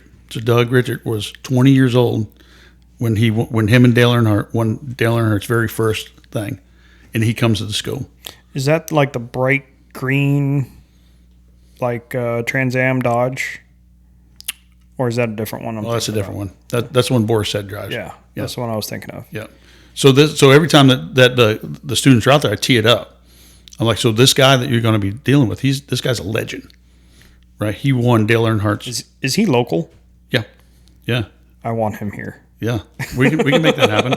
We can make that happen. That would be very interesting because once we're done with the timeline to get you up to the school, I'm going to ask you some cheat 'em up stories. Okay. And I know you've got to have a couple. I got a couple that I can reveal. There's too many people still alive. It's like the Kennedy files, right? Once everybody dies, then we can talk about it.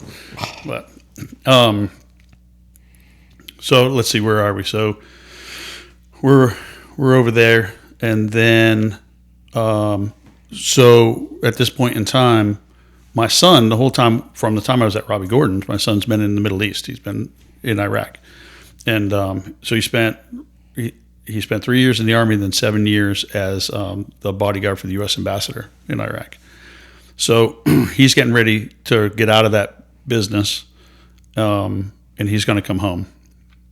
So he's like, I gotta get my head screwed on tight. So I'm like, okay. So I quit my job. And we had a place up in Ferguson, North Carolina, up in the mountains, like way out in the middle of nowhere. And I'm like, all right, we'll go up there. So we packed up and moved up there, just the two of us, for about 2 months. He actually had gotten married, brought his wife with him. She's from Thailand, and so we moved up there for about 2 months, and kind of get his head screwed back on tight. I'm sure that was also a good break for you too. Oh yeah, absolutely. Enjoyed fishing? We didn't do very much fishing. We did a lot of hunting. We built a lot of stuff. We tore down an old barn, and we just built furniture and drank rum and whatever, just everything he needed to do to decompress. What do they call pirates that go up in the mountains then? Because I don't know. That's kind of what you just tore stuff up, built stuff, and drink rum. I mean, yeah. It was a good time. It was good. It was good for both of us. It wasn't good for my marriage, but it was good for everything else, But was it good for the soul? Oh yeah, absolutely. Then that's what matters. That's right. So let's see. So I took some time off to do that, and then so I kind of fast forward through a bunch of garbage, and Derek Cope calls me and says, "Building a team. I want to build this team. So it's going to be the 00 Cup car." So this was like the Aaron's, right? No. Nope. This was way after. So the Aaron stuff, that was Michael Waltrip's. Yeah. Okay. This is after that. Yep. So it's after all that stuff. So I go to, and in between all this, somewhere along the way, I had crew chief for Dave Blaney. So we had, I'm not exactly sure what year it was, to tell you the truth. So it was right after Hall of Fame racing, before the bottom dropped out of everything. I went to work for Phil Parsons, and we did the 66 and the 55 Cup car, and we had Dave Blaney, and we had Michael McDowell, and Terry Labonte. That's an awesome dude, man. If you could ever meet Terry Labonte, I've only met him in passing. Oh, he's great. And I will say, so I was in, I forgot what race I was in. I got pit passes, and it was like the calm before the storm. And I'm walking, and I see him like and hey, no problem, this, that, whatever. Like super like nice person, handshake. Yeah, I didn't have anything for him to sign at the time. And I met him in passing, and I was like, man, he's a cool guy. His brother? I can't say so much. Yeah. I was like, oh man, I'm a huge fan. I saw him. He was I guess he's working for Gibbs as like an advisor or something like that, or he was at the time. And I see him like just leaned over on a motorhome, or not a motorhome, one of the haulers. And I walk up to him. I was like, "Mr. Labonte, hey," and he just kind of looks at me like, "The fuck do you want?" Yeah, like he's one a little bit tighter than his brother for sure. Yeah, but Terry, I mean, like everything, you see guys on TV and you're like, "Oh man, it must be awesome to meet them," and then sometimes you meet them and you're just like, yeah, don't ever meet your heroes, right? Yep. Well, so Terry, he's a super awesome dude, and when I had him in the '66 car, we talked about everything, and all the stuff, and like when him and Earnhardt got together at Bristol. So the crazy thing about that whole deal was, he wrecks Terry, he goes on to win the race. And then the two of them get on Terry's plane and go to Texas to go hunting together. That was their plan. So they were both fighting mad at each other, and then they get on the plane and went to Texas to his ranch. I think that's old school racers. Yeah. I mean, you race on the track and you're gladiators on the track. You beat the shit out of each other. You race them into the wall. You door bat like 100%. And it's like, all right, cool. Checker flag done. It's like, you want to go get a beer? Yeah. You don't have that. I don't think you have that now anymore. Now it's like you get these kids that finish the race, and it's like, I'm going to go on Twitter. Oh, yeah. Oh, he was so mean to me. Keyboard warriors. Yeah. I like the old school NASCAR. I truly do miss the old school NASCAR to an extent.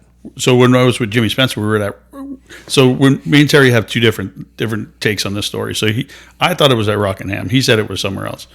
And I swear it was at Rockingham. But we were with Jimmy Spencer, and we're getting ready to load the car. And Michael Waltrip's trailer's right next to us. And Terry's walking down from the garage after the race, because no doubt they had his car, because he finished good, I'm sure. And he's walking down, and Michael Waltrip comes out onto like the tailgate of his truck and walks over to Terry and goes, "What is your problem?" And Terry jumped 3 foot off the ground and punched Michael in the side of the head. And it sounded like somebody hit a watermelon. And he said, "I don't know, what's your problem, motherfucker?" And he's just like fumbling all over the place, and Terry just keeps on walking. It was awesome. It was awesome. See, you never see a lot of that ever come to light ever. Yeah. So that's funny. Yeah. I've heard a couple people have key eyewitnesses of some drivers getting pop shots and stuff like that after the race, but same thing. It's like, all right, cool, we're done. Yeah. So I'll tell you one Terry Labonte story. So we're at Daytona, and this is before they paved it, so it's really bumpy, and the race is coming down to the end. Well, it's going to rain, so it's going to come to the end. And we're right next to Tony Stewart's stuff, and one of my buddies is over there. He comes over and says, "Don't pit, whatever you do, the rain's coming." It's like right there. So they have really good radar stuff on their pit box, like you can only imagine. So I get on the radio, I'm like, "The caution's out." And I'm like, "All right, we're going to stay out. And, the rain's going to come. So we're going to get as many positions as these guys are going to give us, and then we might go a lap or two, and then the rain's coming." And he says, "Nope, we're coming to get tires." And I'm like, "Dude, come on, we need to stay out. We're going to finish really good if we stay out, probably top 5." He's like, "No, man, we need tires. We got to come get tires." I'm like, "You got to be kidding me!" So never pit when it's raining. So he says to his spotter, "What do you think?" And he says, "I don't know, man. You're the one behind the wheel. You got to make the call." And I'm thinking, we're getting ready to screw ourselves. So he's like, "All right, I'm coming." I'm like, "Son of a bitch." So we come down, put tires on, we go back out. We don't go 2 laps, and the rain comes. And Terry gets on the radio. He apologized. He says, "Man," he said, "I screwed that up. I screwed that up big time." And I'm like, "It's too late now, right? What are you going to do?" So his spotter was his pilot also. So fast forward 4 years ago, 4 years ago, I'm building a new house. And I'm walking, the people who are there, and they're putting the cabinets in and all that kind of stuff, and I'm walking by, and he walks past me. And I look at him, I'm like, "What are you doing here?" He said, "What are you doing here?" I said, "It's my house." He says, "I'm putting your cabinets in." He's a finish carpenter and a pilot for Terry Labonte. That's awesome. Yeah. That's funny and awesome. Yeah. Like, that's the other thing. This town, I mean, I guess unless you're looking, you'll never realize how many people in this sport are in and around this town. Oh, yeah. I mean, it's a lot of the teams have left, but the people still live here. Yeah. You know, before Mooresville blew up like it did now, right? So 20 years ago, there wasn't many people here. And when we would leave to go to the racetrack, it would be a ghost town. And that's when everybody went and did their grocery shopping and stuff because there was nobody in town. Yeah. I mean, literally dead. Yeah. Now, if you go out and about on like a Monday or Tuesday, it seems like it's Saturday or Sunday because a lot of crew teams still live here and in and around this area, but then come like Thursday, Friday, Saturday, Thursday, Friday, it feels like a true middle of the week. Yep. Around here. So yeah, there's still a lot of influence. Here. So is it nothing? Terry told me one time. He says, I said, what did it feel like to make that transition? Because he was racing since he was a little kid. He really didn't do anything else. And he said, I'm at Home Depot, and I'm like, the race is getting ready to start. Why are all these people here? How are they not at home watching this on TV? Yeah. And the perception that you get is the world ends, like the world stops to watch a NASCAR race, and it doesn't. Nope. I mean, it's awkward almost. So I remember sometime last year, it's like Sunday races going on, and I'm going through Lowe's Foods, and I have my phone propped up on the shopping cart. And I'm just walking and I'm like staring at the phone, just grabbing stuff. Just, all right, cool. I'm doing shopping. I'm just staring at the race. I want to say it was one of like the cutoff race for the playoffs or something like that. And just one random person was like, oh, who's in the lead? I'm like, huh? Oh, I don't know who it was. Right. I was like, oh, so-and-so's, these are the top 5. Oh, okay, cool. And kind of the same thing. It's like, if you want to know about the race, why aren't you watching the race? I'm watching the race. I've got stuff to do, but I'm watching it. Right. Oh, man. Yeah, I like this town. When I first moved up here, I didn't know what I was going to do for work. I didn't know what I was going to do, and I realized Mooresville was like the epicenter of NASCAR. Mm-hmm. I always thought it was Charlotte, but everybody says Charlotte because nobody really talks about Mooresville or Huntersville or Welcome or anything else like that. And I actually had applied to a bunch of little truck teams that were looking for like mechanics and stuff like that. And thankfully I was able to secure my job with Tesla from moving from Florida here. And I was able to keep that. So I never really even entertained it. Oh, that's good. But almost. If that wouldn't have happened and I was basically left out here dry with no work, I told the wife, I was like, if I'm doing this, I'm going to go explore something I've always wanted to do. There you go. But never came to fruition. And well, you were in the right place to do it if you're going to do it. Oh, yeah. Yeah. No, that's for sure. But kind of glad how everything worked out with my quick connections that I got while I lived here and got a job at the school. And I think I enjoyed that side and being exposed to the behind the scenes and getting all those stories and stuff after the fact. Mm-hmm. A little bit more than I would have if I would have gone work for a team. I think if I would have gone work for a team, NASCAR probably would have lost a fan. All right, so tell me some cheat 'em up stories, or not blatant cheating, but something that you tweak that you're like, hopefully they don't see it. All right, so I'll give you some good ones. So most of the stuff most of the cheating stuff. Now you got to remember, at this early part, we had unrestricted motors, except for the super speedways. So we're pushing 800 and 900 horsepower. The cars were super downforce cars. We had the right rear jacked up in the air like a funny car, on your foot on the floor. When they used to go to Atlanta, the guys would take their left foot, put it on top of their right foot to keep themselves from lifting, and they'd get out and they'd be shaking. Damn. right? And that's what you needed to do. And you could do it because they had so much downforce and side force in those cars. The problem with those, when you get into kind of like a pack situation, it'd be 3 of them, the car would just turn, lose its downforce, and just wipe out. So as far as like trying to cheat up motors and stuff, like we didn't ever have to do that. We had plenty, and except for the super speedway stuff. So now these are rumors that I heard, right? Rumors. I like this. Yeah. So these are rumors that I heard. So supposedly we were at Daytona, and everybody's standing, leaning on the car, like all the way around the car, just leaning with your back against the car.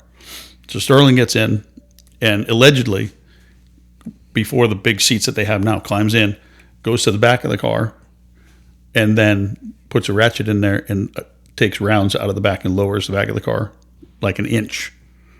And then, we take off. So we do this at, allegedly, we do this at my very first race, which is the, I guess it would be the shootout or whatever they're calling it now. And it wasn't the Gatorade stuff. It wasn't the 150. Budweiser shootout. Yeah, so there's a shootout, right? So we lead that entire race. We take off. We lead the whole race. Yeah. Until the last come off of turn 4. Jeff Gordon pulls down underneath us, 4 tires in the grass, and passes us. Sterling runs him clean into the grass, and he just keeps coming. And he beat us like this.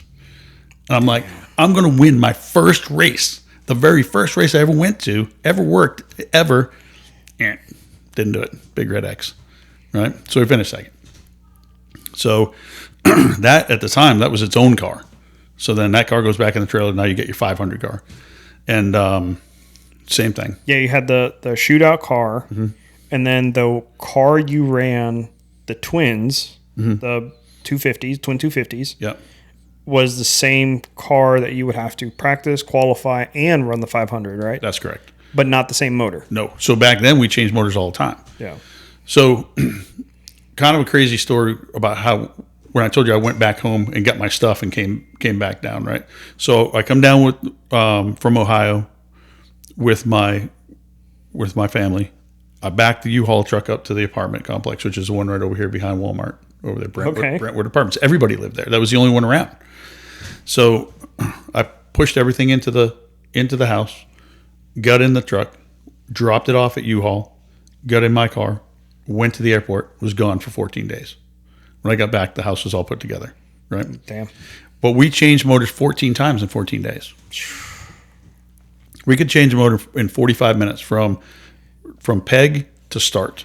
Did you guys carry that many engines with you, or you had to like rebuild them like trackside sometimes? No, so we had 5. And then we would, every night, they would go take them to the airport, put them on the plane, and the plane would take them back to Concord. They'd pick them up, bring them back to Mooresville, rebuild the motors, put them back on the plane, send them back down.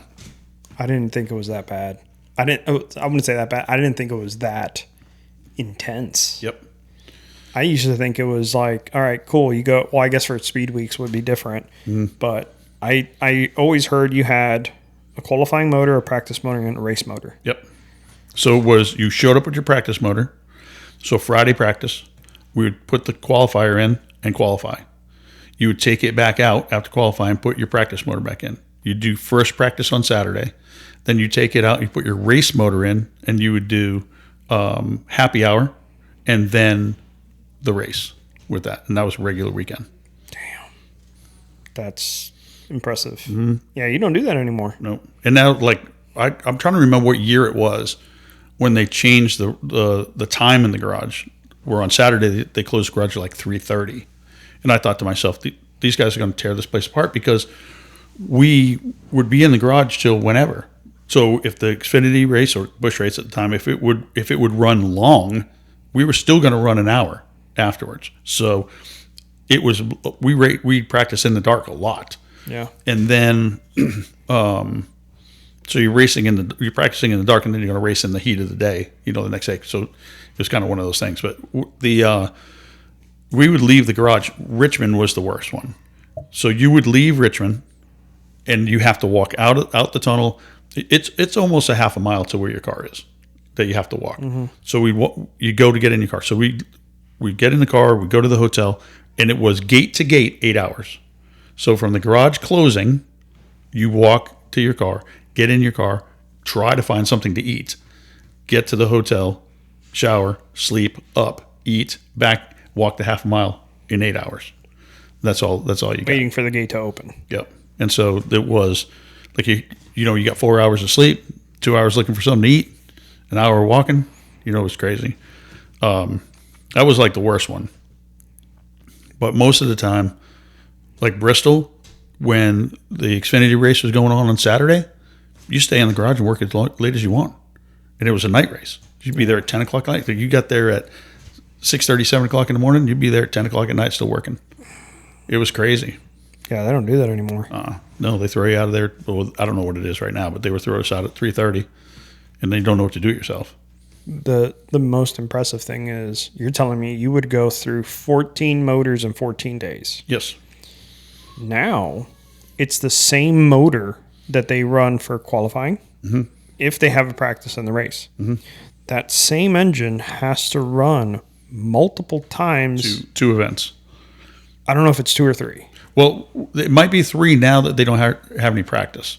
Yeah. So we still had all that other practice. We still had practice on Friday, qualifying, 2 practices on Saturday, and then the race. And you had to do that twice on an engine. Yeah. Now NASCAR will clip it, basically put a little safety seal on there and say, nope, this can no longer get torn down. Like you can pull off the accessories and stuff like that and all that, but the rotating assembly, heads, block, like that mass, can't touch it. Right.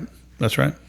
There's ways of inspecting it and make sure it's good, this, that, whatever, but cannot. And each team has to have a certain amount of engine credits. That's right. At the end of the year. If not, they either get docked points or fined. I don't know what it is. But right. Yeah, it's impressive. So what they do is they say, okay, we can run X amount of fresh engines. These are the racetracks we think we need the most power. So those are going to be the fresh engines. And then everything else is going to be a rerun. There's some of them that, Martinsville is a great place to have a rerun because you don't need all that power. You can't put it down anyways. Right. So they strategize. They have it pretty well figured out. But back in the early 2000s, they were unrestricted. They're really screaming the engines. Then there was one point where we're turning things 10,000 RPM. It was insane. Yeah. Before the gear rule. So the gear rule comes in at the end of 2004, changed the world, right? You can't crank them as hard. You got to change the power profile, which makes them last longer. But when we had the 600, we would actually have to dumb the engines down just to be able to last that long. And the crazy thing is you're going along. Is that why the fall race, the 400, or that they would run in Charlotte was technically faster? Mm-hmm. Yeah, because you didn't have to dumb them down.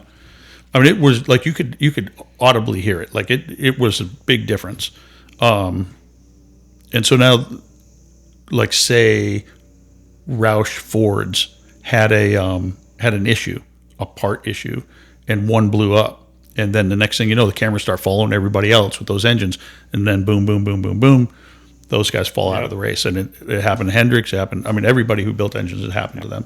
Yeah, you don't see that too often now. No. I mean, it's rare that technology has come so far. Yeah, in a short period of time. The funny thing is, it's still a pushrod V8. Yep. But the tolerances are so perfect between every single engine. Mm-hmm. And for instance, Hendrick will build one engine, but we don't know who this engine is going to go to. Right. Here you go. Right. Just meeny, meeny, miny, mo. So they're that confident that the 5 car can get the engine that the 9 ran, and then that engine can go over to Spire and then back into. So it's like, it doesn't matter. Yep. They're all the same profile. They all get built to the same exact spec, and it's mind blowing going from that like Lego assembly line, then going back in the day where it was like so much like mastery going into it of tweaking little things, making like, where can I shave off a little bit to get that half horsepower? Yep. Yeah, it's pretty insane how it's evolved. Yep. So give me one more. Oh, let's see. So super speedway stuff, we had this thing called a suck up block. So it goes into the intake manifold, and it is a block that sucks itself up against the bottom of the restrictor plate, and it makes ridiculous power. And so it's sitting down inside the intake manifold, and when the engine starts up, it sucks up against the bottom. And it kind of bypasses, I'm assuming. Well, what it does, it just changes the velocity inside. Instead of it going through the little holes in the restrictor plate and just kind of like going willy-nilly. You almost have velocity stacks. Yeah, exactly. It's underneath, though, right? Velocity stacks on the bottom side. And it works really, really well. So they're getting ready. So what happens is you go to super speedway stuff. You go there, you don't have a spacer. You don't have a restrictor plate. You just have your carburetor sitting on there. And it's all this pomp and circumstance. Like the guy holds the restrictor plate over his head so everybody can see the restrictor plate, right? And they choose it by doing a bingo ball. So everything's super random because everybody's like, oh, Dale Earnhardt, he got the, so he got the best plate and all that other crap. So anyway, so the guy pulls it up and he's walking with it over his head. The other guy, the other inspector, you pull your carburetor off and he puts a brand new gasket on there. So as he puts the brand new gasket on there, a little fleck of gasket material from one of the stud holes goes whoop, and down inside the intake manifold. And he sees it. And this guy, Gene was his name, very conscientious man. And he was like, oh, damn, I just threw it down inside their intake manifold. Other people would be like, pff, right? So he looks, he's going to get it. And he looks in there, and there it is. And he looks, and everybody's like, uh-oh. And so he pulls this thing out, and he sets it on the fender, and somebody throws a rag over it. So that was the end of that. That cost a bunch of money. Now, that wasn't the fines then. I mean, that would be $1 million fine now. Yeah. Oh, yeah. But, yeah. So Scott Eggleston actually has, he was the crew chief at the time. He has that in like a shadow box with the citation and everything. Nice. Yeah. Yeah, I've heard stories of you used to have to run a factory like Edelbrock intake. Mm-hmm.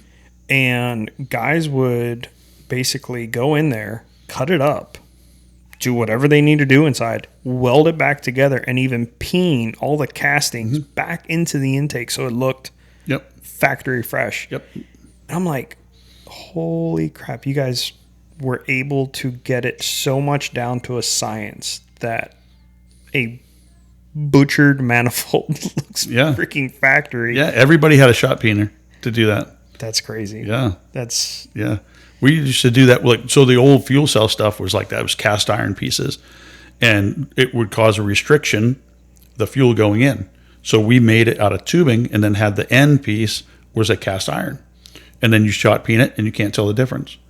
Well, before the race, we'd take that piece out and make it flow. Now, these fuel cells held 22 gallons. So this would be 2000. We're at Sonoma. We're running second to Jeff Gordon at the end of the race. And we're coming down the hill, coming to the checker flag, and our spotter starts yelling, he's out of gas, we're going to win. He's out of gas, we're going to win. And with that, Jeff Gordon grabs the gear and pulls up off the last corner and drives by us with Sterling right behind him. I'm like, I guess he found some extra fuel, right? Mm-hmm. So we go to I was in charge of the fuel cells at the time. We go to the fuel pump. We both put 26.2 gallons in our fuel cells.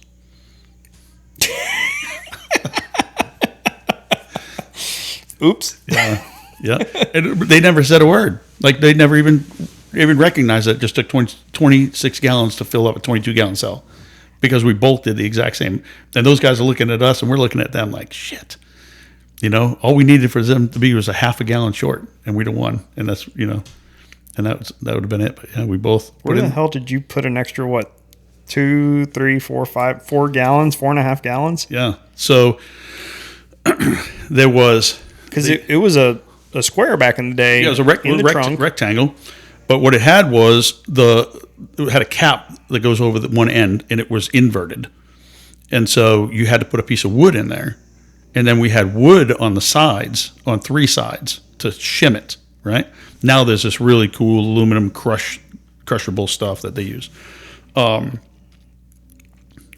I made my wood so I could take it out, even after they sealed it down. And then before the race, I'd have the fuel cell out. I'd take a big hammer and bend the rails down and bend the top of the thing. Like, it looked like a turtle shell. Like, it was bad. So it was blatant. Hold. Yeah. So and then you would go to the front of the car and you would hook it up and put air to the fuel line and expand the tank. Right. You hear it popping and cracking and carrying on. So once I get all the wood out and get all that stuff done. So you'd have to build a new tank for every single race. No, I'd go dolly it back together at the end of the next week. Take it all apart, pull the bladder out, and then just dolly it to where I want it to be. And it just made it expand easier the next time. Because the bladder was really what held the fuel. It wasn't just sloshing inside the metal. Right. So there's this foam inside of there too. So we cut up all the foam so it didn't take up space. It was a lot of work. It was really, really cool. And then so they put seals on there. So it's like a cap seal, right? So the bottom goes on there, the bolt goes through it, and then there's a cap seal that goes over the top of it. And so you can't take them apart without ruining them. So what do? You take your bolt to the machine shop and you drill the end of it and you put a set screw in there. And then where the bolt comes through on the bottom, you drill a hole. And you take your T-handle and you go up underneath it and you turn it and you pull the bolt out. So then I go to the whole thing and I jack the rack up and I put shims underneath there. And then I turn it and tighten it back down. That's it. Damn. Yeah. 26 gallons later, off we go. Damn. You've left me speechless with a freaking fuel tank. Yeah. All right, let's end it off. Give me some good father/grandfather wisdom. Man, let me see what I got. So I just did the You did the graduation today? Graduation. I did the speech at the graduation. It was good. I had a lot of wet eyes, so it was good. That's awesome. It was a really good one. All right, don't turn me up too much. No, I won't. Trying to think of some of the last ones that I. So this is one that I had on my board, right? It says, people don't regret the things that they did that did not work. They regret the things they did not do that could have worked. Right? That's 100% true. Yeah. And one thing you can do, you can kind of screw this thing into your own brain. You can talk to yourself about it. And you don't stop when you're tired. Right? I heard a guy say the difference between good players and amazing players or great players is great players don't get tired. When good players get tired, great players continue on. Oh. So don't stop when you get tired. Stop when you're done. And the question is, are you done yet? So as you're thinking about, well, we'll do this later, I'm not done. I gotta keep doing this. Well, you didn't bring it up, but one of the things that I heard come from you, and it has stuck with me, especially when I had my daughter, was, and I'm probably going to butcher it, be the grandfather. No, I know what you're saying. I know which one that is. I actually used that one again today too. So basically, as you're going through life, right? So I'll back up. I'll give you the whole story. So I happened to be at my daughter's house, my oldest daughter, and she has my oldest grandson. And I wasn't really paying much attention to what he was doing. He was hanging out with one of his friends, and they were talking about whatever. And he said, "Yeah, but my grandpa." So his friend was saying his grandpa or his dad or whatever about something. And he said, "Yeah, but my grandpa." I have no idea what he said about it because I didn't need to hear anymore, right? It was just like the greatest thing I'd ever heard was him talking like that.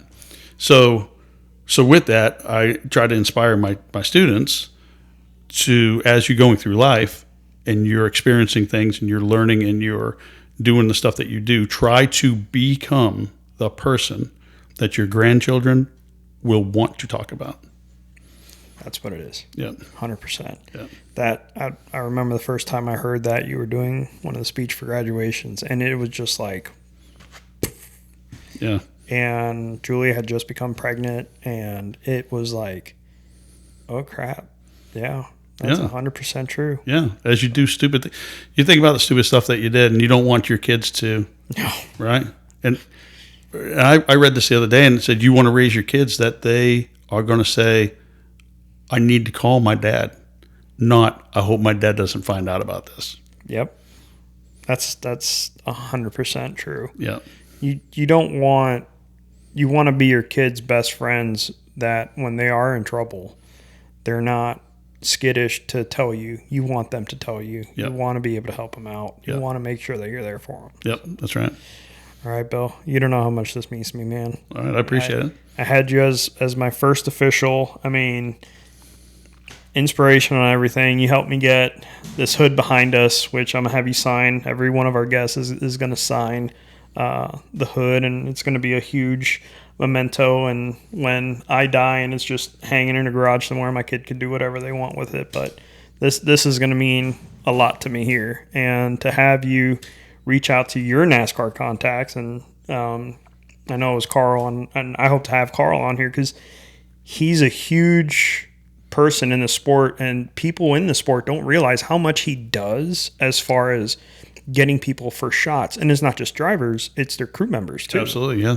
So for you to go out and ask him if he can donate an old Dodge hood. I mean, he's got stories of running Dodges when Dodges wasn't a thing anymore. That's right. So it just means so much to me. So thank you for coming on. All right, buddy. Thank you. All right, I appreciate it.